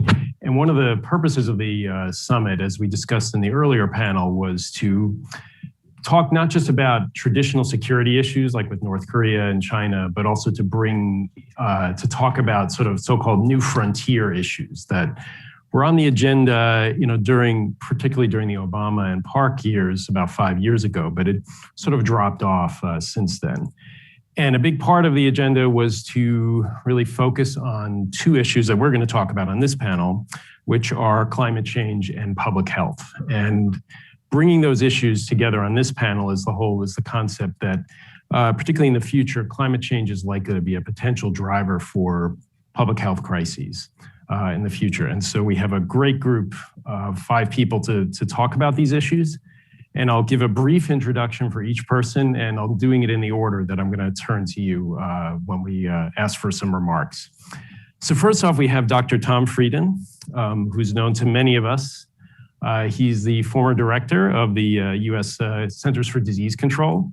And today he's the president and CEO of Resolve to Save Lives, a 4-year-old initiative to prevent epidemics and cardiovascular disease. Welcome, Dr. Frieden. Great to be with you. Great, thanks for being here. And I'm gonna go in, I'll introduce the 5 of you first, and then I'll come back to you, Dr. Frieden, for your couple of minutes of remarks. Next, we have Dr. Jung Tae-young from South Korea. First of all, good evening to you, Dr. Jung. Dr. Jung is an expert in climate change, policy, and sustainable development with Yonsei University's Graduate School of International Studies, where I had the honor of teaching the summer school for several years over the last decade. So welcome, Dr. Jung. Are you with us? Nice to meet you. Great. Next, we have the Honorable Mark Napper, who is a senior advisor at the State Department's Bureau of East Asian and Pacific Affairs, the Department of State. Mark is an old friend, and despite spelling your first name wrong with a C rather than a K, we've had long-time correspondence based on your years of dealing with the Koreas, with Japan, and also with parts of Southeast Asia, particularly Vietnam. So welcome, Mark. Thanks, Mark. And nobody's perfect, I guess, when it comes to name spelling, but great to be here. Next, we have Mr. Muk Hyung-sung, who is the president and CEO of the Korea Drug Development Fund, or KDDF. KDDF, as you may hear later from Mr. Muk, is a South Korean government-initiated drug development program that its goal is to transform Korea into a global leader for new drug development. So welcome, Mr. Muk. Great. And then last, but certainly not least, we have Mr. Jie Tang. Mr. Jie is the practice manager for energy and extractives global practice at the World Bank in their East Asia and Pacific region. He's an expert in particular on climate and energy issues. So welcome, Mr. Jie. Thank you. Great. So why don't we turn to you, Dr. Frieden, to kick things off with a few minutes of remarks about this issue of climate change and global health, and you can take it in any direction that you'd like. Great. Well, thank you very much. Thanks to the Council for bringing us all together, and thanks for the other speakers. I look forward to the interactions. I want to talk about public health threats because for quite some time, the US and the Republic of Korea have worked together to address public health threats. In fact, the Republic of Korea was one of the key founders of the Global Health Security Alliance that tried to make a stronger, safer world. And real progress was made, real commitments were made, and yet we know from the past year and a half that the world failed. And because of that failure, there have been, at least by best estimate, 12 million deaths around the world. Economically, somewhere between 10 and 20 trillion dollars in costs, lost educational progress. So we know that strong and resilient public health systems are essential for every country. And the key here is to effectively prevent, detect, and respond to infectious disease threats. This provides economic and political stability, leads to a more productive society, and it's critical for preparing for and preventing future pandemics and other threats. I think that Korea has been a leader in this area, and there are real potentials for moving rapidly. One of the things that can be done is to establish platform technologies that can be used to advance new tools in prevention. And what we've seen so far globally is a horrible failure, not just of governance, but of equitable vaccine distribution to lead to the most global good. Less than 2% of the population of Africa has received even a single dose of vaccine. Unfortunately, vaccine nationalism is both ethically inexcusable and politically inevitable. And the solution to that is to ramp up manufacturing, particularly mRNA vaccine technology. Interestingly, just yesterday, CEPI, the Coalition for Epidemic and Pandemic Innovations, released a detailed analysis showing that it's faster, cheaper, easier to scale up the mRNA technology. It can be tweaked for the variants. There are fewer production problems. Existing distribution really doesn't meet the need. We think there could be regional hubs in Latin America, the Middle East, Africa, and especially in Asia, and especially within Asia, potentially in Korea, where you have strong industrial policy, you have strong national manufacturers, you have technical expertise, you have demonstrated success ramping up testing. This could be collective insurance against COVID and future disease threats. We were very encouraged that in May, Korea and the US announced the Chorus Global Vaccine Partnership to expand manufacturing of vaccines demonstrated to be safe and effective for global benefit. This is essential to reduce the risk of a continued or a more dangerous COVID pandemic and to better prepare for the next biological threat. Given the continued and severe global shortages of vaccines in the context of COVID and new variants that are even more infectious, this is even more important. Despite lots of warnings about the risk of the pandemic and lots of warnings about the risk of climate change, we remain critically underprepared. As a world, this is a global risk. As a global community, this is a global public good. And working together, we really can address both the public health threats and the climate threats to get a much safer, much more secure, much more productive world. And I look forward to the conversation advancing that goal. Thank you, Dr. Frieden. We'll come back to some of those issues. Dr. Jung, do you want to go next? And then I'll turn to Mark Napper after that. I'm gonna, first of all, thank you for inviting me to this interesting session, the Atlantic Council and Ministry of Foreign Affairs Korea. Well, I may talk a couple of initial points on this climate change related issue. But first of all, in my opinion, the two countries' bilateral collaboration to tackle this global public good, such as climate change, will give very positive, good signal to the world. The reason why I'm saying is, first of all, that the US as number one or number two emitters for last 30 years, the US position has been swing too much from one end to the other, depending on the administration.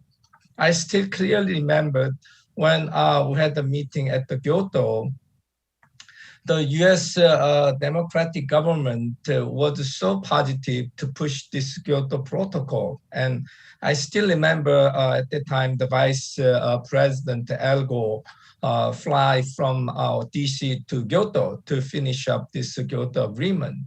But unfortunately, when the Republican government entered, then their position is totally different. And we could see that on at the Paris Agreement 5 years ago. Again, I think during this Obama administration, US was so positive, but unfortunately, after the Trump administration, the position was extremely in the other way. So now, under this new Biden administration, the US position is quite strong and quite positive. And even, this Green New Deal package of US is a very good signal to the world. I think the Republic of Korea, I think we are not that much aggressive on this climate change issue, frankly. We keep saying something, but Korea's emitting has been keep increasing. Now Korea is number 7 CO2 emitter in the world. So under this COVID-19 situation, 2 countries headed to the same direction to boost up the economic recovery with these green options together to tackle this global public good. I think that's very good sign, and we could make something together happen. Second important implication, in my opinion, is 2 countries have very strong base. Look, we're going to reduce the CO2, in domestically or internationally, but based on the market principle, market mechanism. I think that signal is also very important to the world. And finally, I think we have a long-term goal to mitigate the GHG emissions, but at the same time, under this COVID-19 situation, how to quickly recover our economy, that's also the common interest of 2 countries. So from this 2-3 point of view, I think the collaboration between 2 countries will give very strong, good signal to the world. Let me start at this point. Thank you. Great. Thank you, Dr. Jung. Mark, do you want to take it from here? Sure, great. Thank you, Mark. And it's great to see you and great to see Dr. Oh. I'm really pleased to be able to join, and thanks to the Atlantic Council and MOFA, Korean MOFA, for arranging this. I've been able to participate now in all 4 of these public-private economic forums, and it's an honor to be here, and I'm really happy to see that it's continued as well as it has. As Dr. Mannion mentioned at the top, in many ways, this conversation is meant to reflect upon some of the really positive outcomes from the summit meeting between Presidents Biden and Moon. And really, I think that absolutely hits the nail on the head. I think one of the things about which we're very proud from that summit is that we did open the aperture of our alliance beyond the sort of typical peninsula issues, regional issues that we always discuss, and to focus on some of the global challenges that we share. And of course, the subjects of this panel, global health and climate change. Fortunately, we have a terrific basis upon which to share these efforts with Korea. Our shared commitment to multilateral cooperation has lasted many decades, and really the dealing with the COVID-19 pandemic over the past year has truly shown our 2 countries the need to strengthen even further our cooperation on global health security and pandemic preparedness. As Dr. Frieden mentioned, some of these concerns we have about access and production. So we in the ROK decided to take on a collaborative action by establishing the CORUS, the Korea-US Global Vaccine Partnership, in order to foster equity in vaccine manufacturing and distribution. In addition, we're working together with our allies in Seoul to strengthen investment in both research and development of vaccines, which of course, these are areas in which the US and the Republic of Korea share and demonstrate both strength and leadership. And this is something that in which we're going to continue to move forward together. Of course, as we address global health challenges, climate change is another transnational global issue that we want to focus on together. And to combat this global crisis together, we're going to continue to collaborate and strengthen our exchanges of information and expertise as we each work towards achieving our respective commitments of zero net emissions by the year 2050, which is part of our shared effort to limit the world's average temperature increase to 1.5 degrees Celsius. And so as we together, the US and the ROK pursue these goals, we're committed to ending public financing for coal-fired plants, as well as expanding our clean energy and decarbonization cooperation. Of course, the United States, the Biden-Harris administration has put forward an ambitious target to reduce greenhouse gases from 2005 levels by 50 to 52% in the year 2030. And we look forward to the Republic of Korea joining its partners among the world's leading democratic economies. The US, the UK, the European Union, Japan and Canada, and Korea should take its rightful place among these democratic economies, and hopefully will declare its own strengthened target well ahead of the Glasgow Conference of Parties that will meet in November.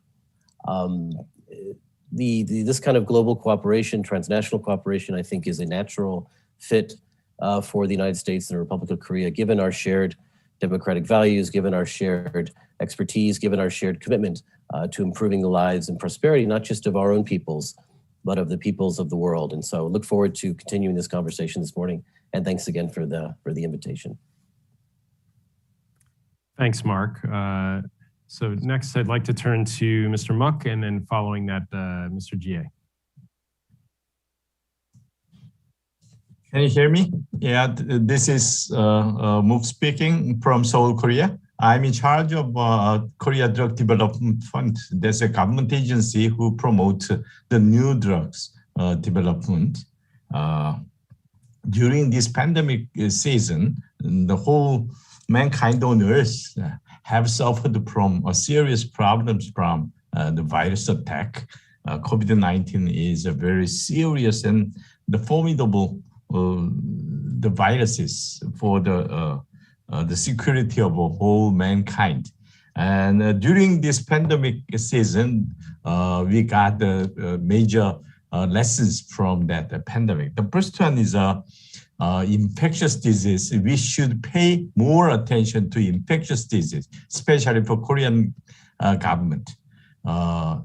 According to the statistics from US Pharma Association, according to the whole the statistics, all the pipelines of new drugs from the United States is 19% is covered by the infectious disease, but relative to the United States. In Korean experience, KDDF, according to our own database, KDDF database, the 9%, only 9% of pipelines are covered by infectious disease, just 9%, not 19%. So in this sense, the Korean government would like to increase the investment and the pay attention to the infectious disease. The second lessons we got from this pandemic, the importance of manufacturing. As you know, drug development is very important. So we should pay attention to the lab work and the science-oriented development. But at the end of the drug development, the manufacturing, the production capacity is a major concern for this type of the attack to the virus, the remedies. So in this way, the Korea would like to increase our manufacturing capabilities, production capacity, especially for the mRNA. The third lesson we got is mRNA vaccine is very important tools we have at this moment. Very shortly, we can create the vaccines.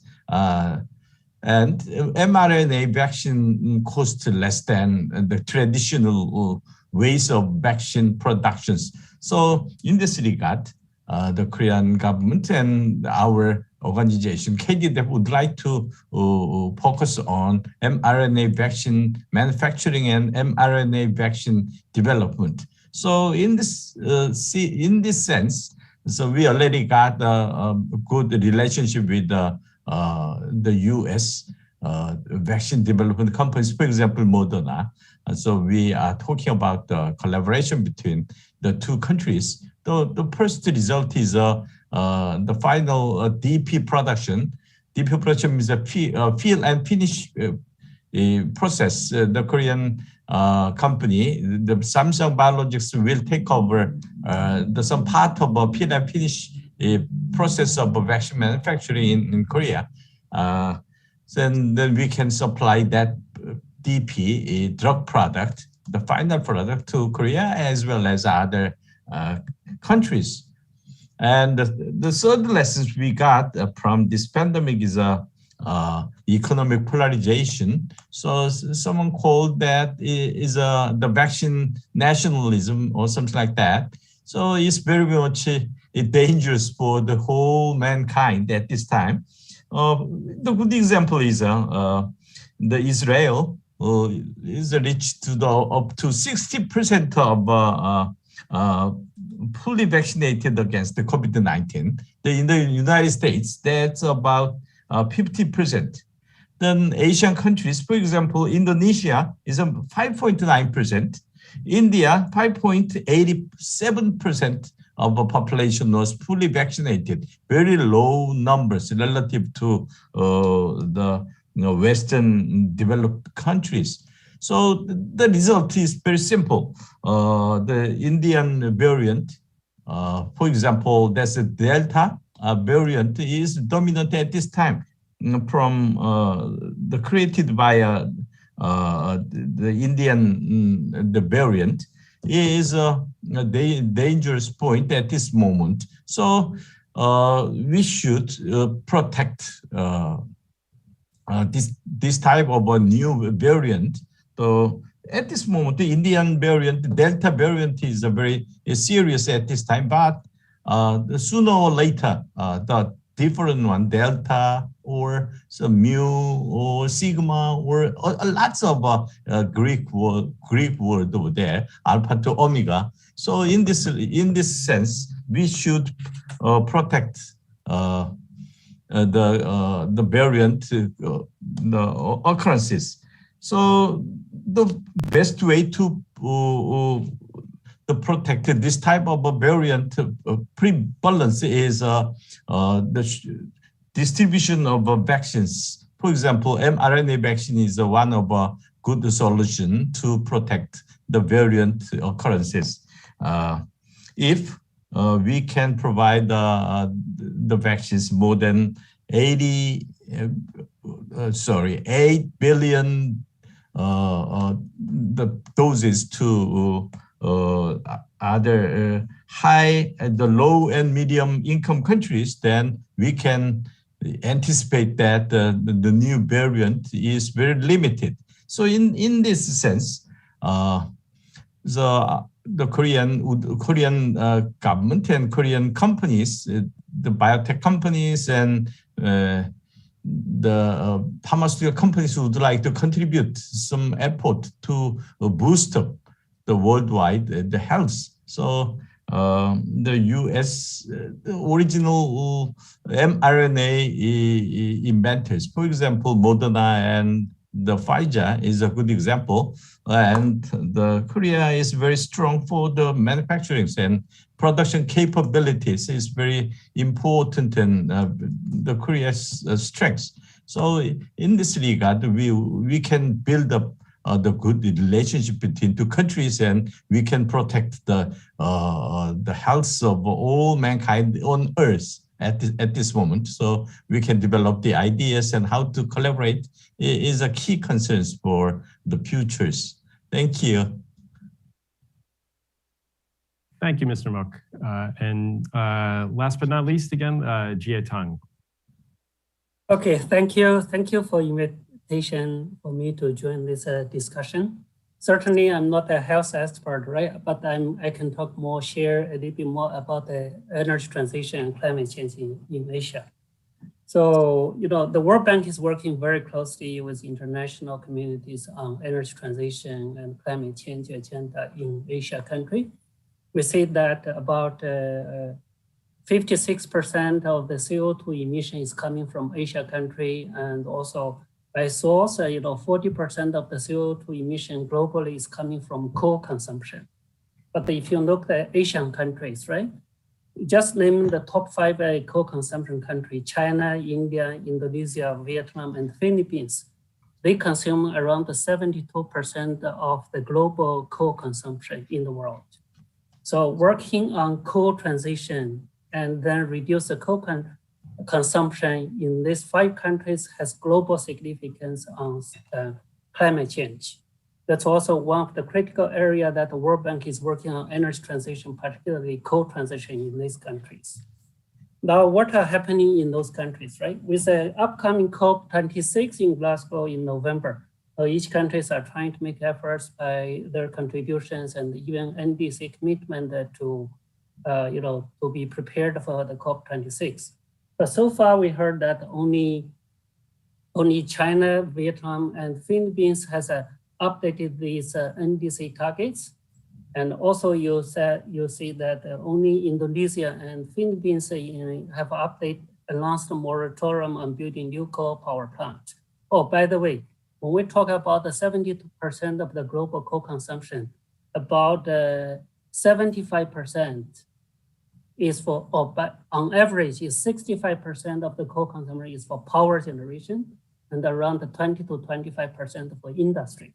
So that's how it happens in the Asian countries, right? So if you look at coal consumption for power, China, India, the largest one, right, for coal consumption, the coal consumption for power is more or less stabilized, but you see a fast growing, and you also anticipate the continued growth on coal consumption for electricity generation in Indonesia, Vietnam, and the Philippines. So that's a situation we are facing.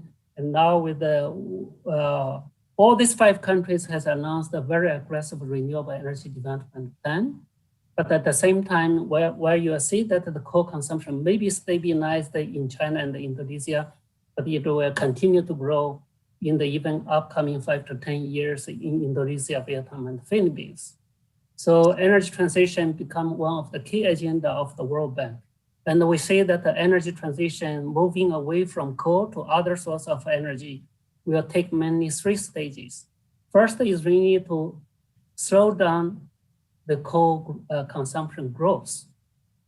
And then the second stage will be stabilize the coal consumption. Then the third stage, you can move into decline or reduction of the coal consumption. And so far, I think in whole Asia, only China is in the second stage, which is to stabilize the total coal consumption about, I think, 4 billion tons a year. But all the other countries still in the upgrowing trend, right, to meet the energy needs in the rest of the Asian countries. So I think with the recently updated, government policies on renewable energy, energy efficiency, and also the NDC target, then there is a huge need on investment on infrastructure in the energy sector to even achieve the government targets. So we think around $9 trillion will be needed just to meet the government announced, policies and plans and objectives for the next 10 years. We would need a $9 trillion investment in the energy sector.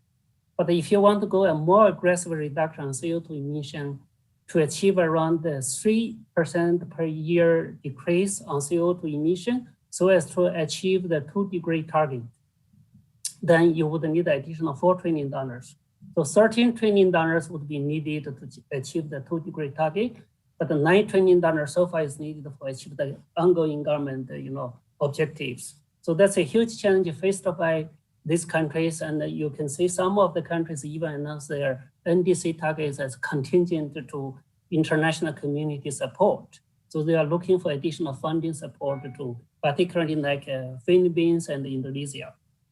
On the other side, the challenge is really on the value chain of the coal industry. So for example, the energy transition or coal transition will have huge impact on macroeconomic and fiscal side, as well as on the social job, job opportunity side. For example, in Indonesia, around 75% of their coal production is exported to other countries, generating about the $25 billion, import revenue for the country. So when you're talking about moving away from coal, then there is in addition to the existing, huge value chain and the engagement in the coal industry, the peoples, right? Then you also need to deal with this macroeconomic fiscal impacts on all these countries. There is a vested interest.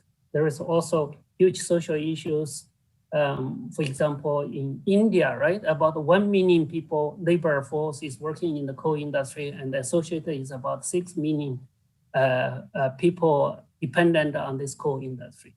So these are the challenges we're facing, and the World Bank is working very closely with the Energy Transition Council of the COP26, working on those countries to push the boundary to the extent possible to slow down the coal consumption through system planning on how to meet the future load growth by more renewable energy and less coal. So we're not only promoting renewable energy efficiency, but we're also trying through the planning and the policy to press down and slow down the coal growth.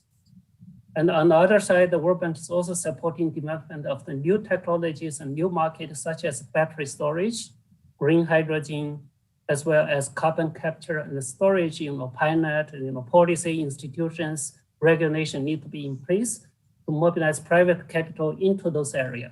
And in addition, we're also working on the just transition we call, which is to deal with the coal value chain impacts, right?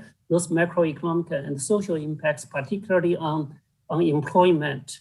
So that, and we're in close partnership with the French government and UK government, as well as Korean government in this energy transition in East Asia, which I'm leading the World Bank East Asia Energy Team, at the central government level on policy dialogue and at the investment level, investing on renewable energy, investing on repurposing and decommissioning, retiring of coal power plant, and also address the coal mine closure associated social issues.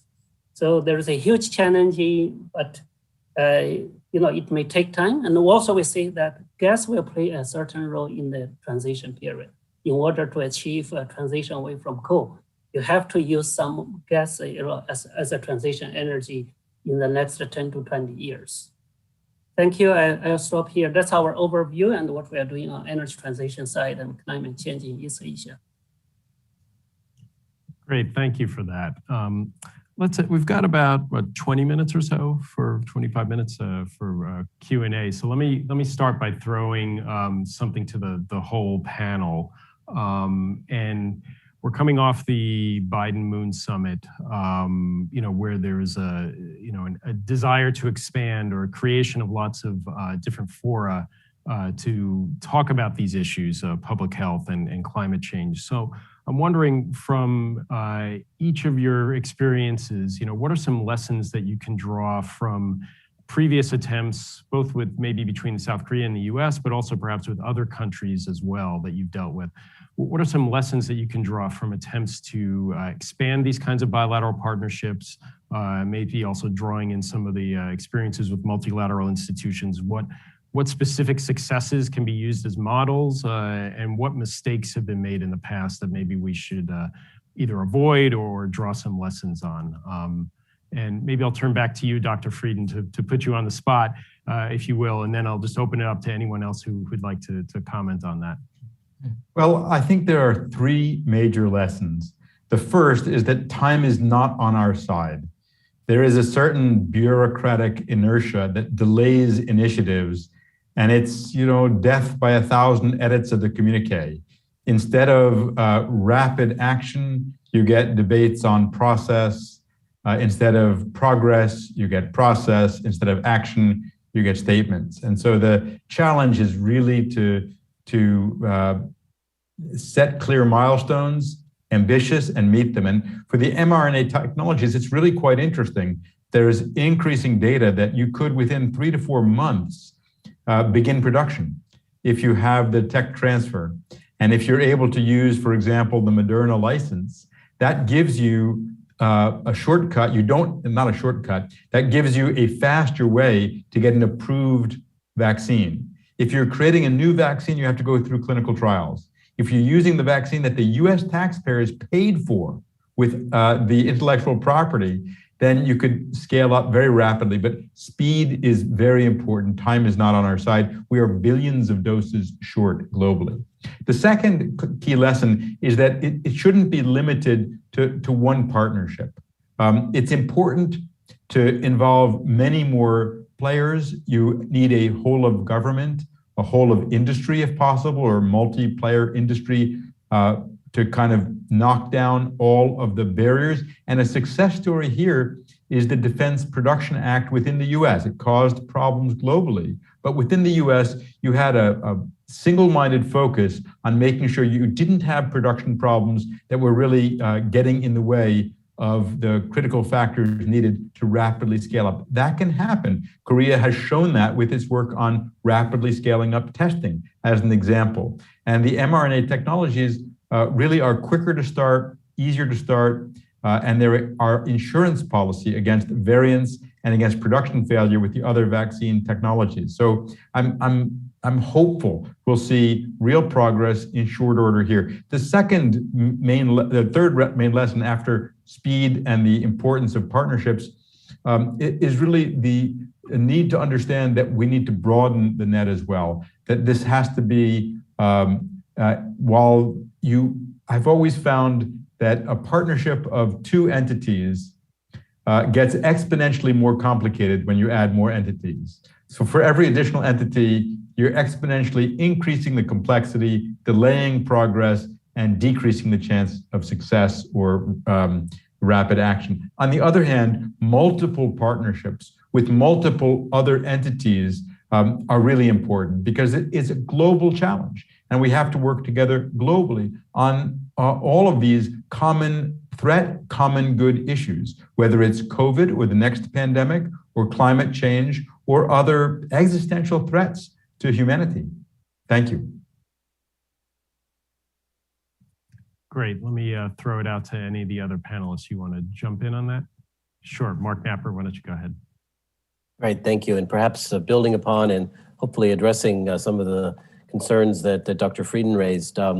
My experience with summits over the years, and not just between the United States and the Republic of Korea, but really virtually any ally or partner, is that once the summit's over, the joint statement is put on the shelf. Very often the so-called deliverables are kind of forgotten about and go. There's not a lot of follow-up, not a lot of implementation. I think what makes this most recent summit different, this most recent meeting between President Biden and President Moon, is the urgency which with both of our countries have decided to approach these common challenges, these common existential threats. And so I think, we've already seen right after the summit, we already saw a very high level meeting between our two sides to discuss, standing up cooperative efforts to develop and produce the vaccines. We've already seen high level follow up in terms of our climate change efforts. And so I think this summit and its follow up are unique and special because I think we recognize the urgency.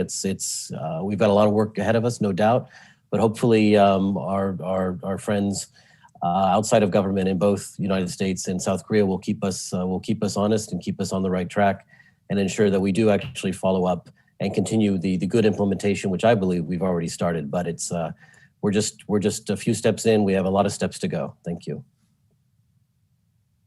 Great, thank you. Before I get to you, Dr. Jung, Mr. Muk, just while we're on this topic and sticking with health, what role, if any, does KDDF, your organization, Korea Drug Development Foundation, do you plan to play in the US-South Korea vaccine partnership that's been created? Yes, in this sense, our role is promoting the collaboration between two countries, especially for the two companies. One in Korea, the manufacturing the capabilities, and the second partner is the United States. For example, Moderna is one good example. So they transfer the tech. The tech transfer means let the manufacturers have some conditions to produce the vaccine very efficiently. So that's very important point. It's not the patent covered. That's the know-how and the trade secret. So that's a tech transfer. So at this moment, some patent withdrawal is discussed, but the most important point is not the patent itself. The trade secret or the conditions of manufacturing or the analytics, the know-how. That's the more important than the patent itself. So in this sense, how to build the collaboration between the Moderna and Korean manufacturing companies. So the result is we can get more than a billion doses of mRNA vaccines in year 2022. Then it's very much helpful for the whole mankind on Earth at this time. So our role is how to promote. Then we encourage the Korean companies as well as US companies to work together. Collaboration, then we can have a good remedy for the pandemics, not this pandemic, but for the future pandemics. So in this sense, our organization would like to do some active role to promote the two countries as well as two companies between two continents. Yeah, that's all. And has a plan been developed for how those billion doses will be distributed? I know that the idea is to focus, or I believe, on Southeast Asia, but what has the logistics for that been determined, or is that remain to be worked out in the future? The logistics are always the big headache for underdeveloped countries. So minus 20 degrees or minus 70 degrees is not an easy way, but we can handle that because the deep pressure is a key concern. So we can manufacture and we can buy it from other countries. For example, Italy, we can buy a deep pressure very low price, and the France and South Africa, we can buy that deep pressure. So the logistics is not a big deal. The real obstacle to distribute and logistics is global facilities. For example, COVAX facilities, AMC. The financial support is a key concern for the distribution of billions of vaccines to underdeveloped countries. So how can you handle that? So is there any good ideas how to support such kind of low and middle income countries? That's my question.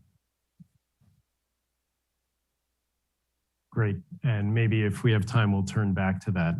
But let me, I sort of jumped in, Dr. Jung. I saw you had your hand up in response to my earlier questions about lessons learned. So why don't we turn to you, and I presume you'll be talking about sort of climate change lessons learned. Yeah, but I think due to the time constraint, I'm going to make some forward-looking the point rather than lessons.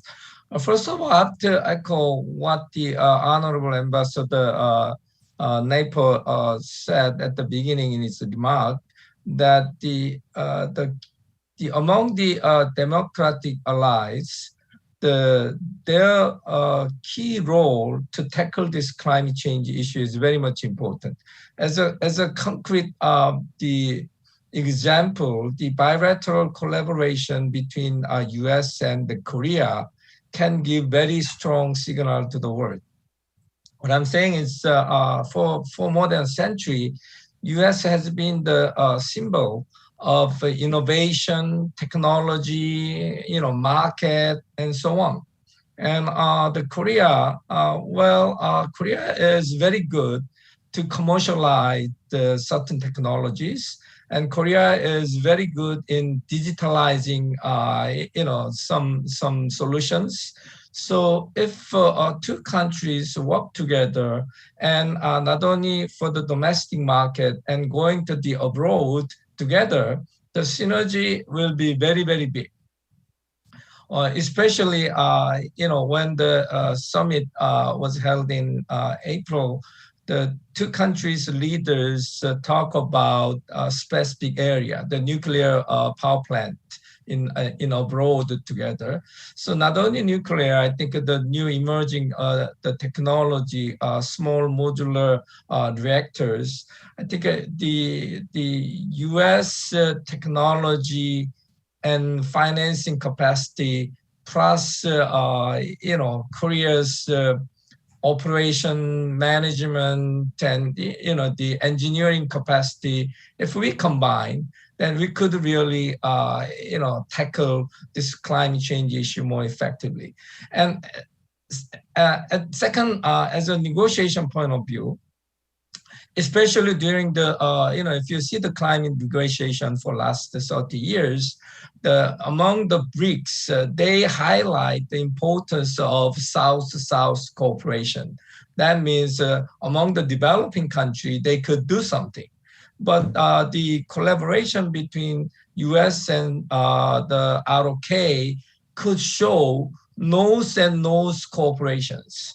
And, especially developed world, with the technology and the financial capacity bilaterally, and also using this the multilateral financial institute like World Bank, we could really provide the real solution to the developing world. Whatever the energy related solution. I think so. The potentials of the two countries' collaboration to tackle climate change issue will be enormous, and the potential is very, very big. So that's my 2 points. Thank you. Thank you. Yes, Jia Tang. Okay, very briefly share the lessons learned, right? I think, climate change is a global issue. You need to have a CO2 emission reduction as a global public goods, right, to be generated. Then bilateral combined with a global platforms would be an effective way on impact on climate change. Because what is needed is really political commitment, as well as policy changes needed in China, India, Indonesia, Vietnam, and the Philippines. That's where how the greenhouse gas emission coming from. So you need to build up this political commitment and policy change. So working through international platform like the Energy Transition Council, currently led by UK government, right, is an effective way both ADB and World Bank were part of it. So through this ETC, Energy Transition Council, we could have a collective dialogue with those targeted countries on the political commitment and the policy change. Second, I think is really with other regional platforms like ASEAN country, as well as World Bank as a global institution, ADB as a regional institution. Then working together through those institutions' engagement in the region to make changes and the impacts on the political commitment and the policy change. One good example is really Korean government and also UK government. They put funding together with the World Bank in the World Bank Energy Transition so that the Koreans, contribution or ideas can be combined with World Bank in the policy dialogue at the highest level in the country about political commitment and the policy change. So that would be my suggestion for the future, right? We need a global partnership tackling those global issues. Thank you. Great, thank you all for that. I'm getting the signal that we've got some questions in from the audience. So I believe, Mian, you're gonna take those and ask one or two of those for our panel? Yes, Mark. So we have some good questions from the audience, and I am trying to combine those into one. So we're trying to frame this panel, the issue of global public health and climate change under an overarching topic. And in part because climate change is arguably a potential driver of future global health crisis. And we hear a lot about, vaccine nationalism. And also we know that we, often heard before about national energy nationalism. So, and also Dr. Frieden, mentioned very interestingly that the number of the more players we have, it might be harder to achieve, but we need to think about multilateral cooperation. So how should the United States and South Korea take the lead in integrating these two approaches, and what will be the next realistic step to work with other countries? Maybe I'll start and others can say more. I think the best way to make progress is to make progress. Action beats planning every time. To do it, to show that it's possible, there will be many challenges, difficult issues about royalties, intellectual property, supply chains, the different bottlenecks, and share those lessons openly. Because transparency is, sunlight is a great disinfectant. Be very clear about what the challenges are, who is accruing the benefits, and that this is being done as a global public good. Set an example. You don't have to worry about being exclusive if what you're doing is sharing what you've learned as well as sharing the results of your collaboration.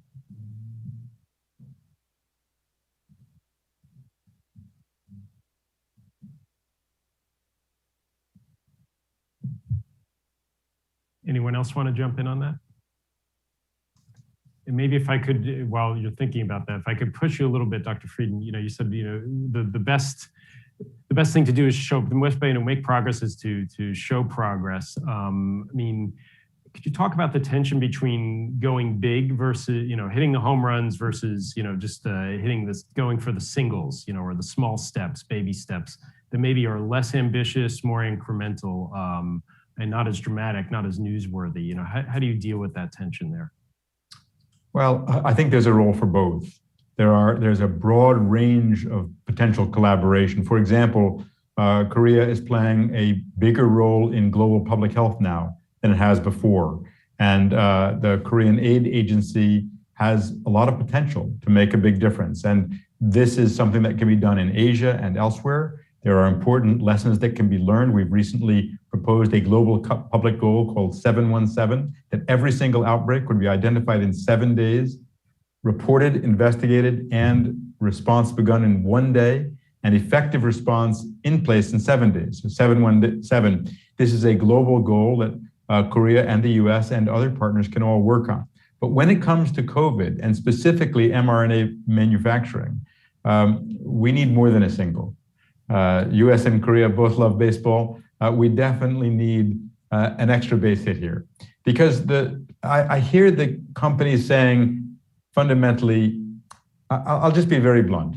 We hear the companies saying, we've got this, don't worry.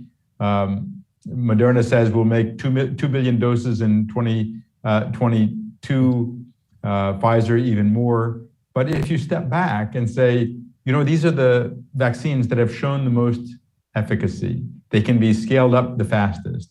The storage issues can be managed. We're tweaking production. There are new technologies and we're getting better and better at them. And Korea can help optimize those technologies. We are billions of doses short. So we need not to be unreasonable or unrealistic about what we can achieve, but we definitely need to be ambitious, because so many lives are at stake. I mean, just think about it for a minute. 12 million people have been killed by COVID. We now have a strain that's twice as infectious. We don't know that it's any more deadly, but twice as infectious. And in countries all over the world, we have single-digit or low double-digit vaccination rates. And in 2020, companies missed their vaccine targets by 96%. Production targets. So far in 2021, we're about 75% below the production targets for most vaccines. So we really do need to recognize that this is a massive threat to health, to stability, to economic and educational progress. And we need a global focused effort. We say in public health that public health is at our best when we see and we help others see the faces and the lives behind the numbers. And if you think 500,000 cases reported yesterday of COVID, 12 million deaths so far from COVID globally, and unfortunately, although in the US, the UK, Israel, other countries which high vaccination rate, the worst is behind us. Globally, the worst is not behind us. We need to do much better, much faster with vaccine production. So we have to not be wishful thinking, but we have to be suitably ambitious. Thank you for that, and I think that's part of the whole, motivation for these partnerships. Jiatong, I see your hand up, but unfortunately, we're going to have to wrap this panel up. So I want to thank all 5 of our panelists for joining us from across the globe, from different time zones. So thank you for that, and I will turn things back to Dr. Oh, who will give closing remarks to wrap up this conference. Thank you. Thank you, Mark. Thank you to all our distinguished panelists for the exceptional insight and analysis offered as part of today's sessions. It is a unique opportunity to have so much expertise in one conference. And I think this group has done a great job laying out concrete next steps for operationalizing US-ROK cooperation on science and technology, global supply chains, global health, and climate change moving forward. I'd like to also thank you again for all the audience members for joining us from Washington in the morning and from Seoul in the evening. And also thank you again to our friends at the Republic of Korea's Ministry of Foreign Affairs and Department of State for all their hard work in helping organize this event. It was a truly honor to have an opportunity to host this year's US-ROK Joint Public-Private Economic Forum. And I'd like to say that this is a critical time for the US-ROK Alliance and in terms of shaping the future of the US-ROK economic partnership in response to the emerging global challenges. So thank you again. Please stay tuned for more from the Asia Security Initiative here at the Atlantic Council, and we will come back to you and see you again soon. Thank you. Thank you. Thank you.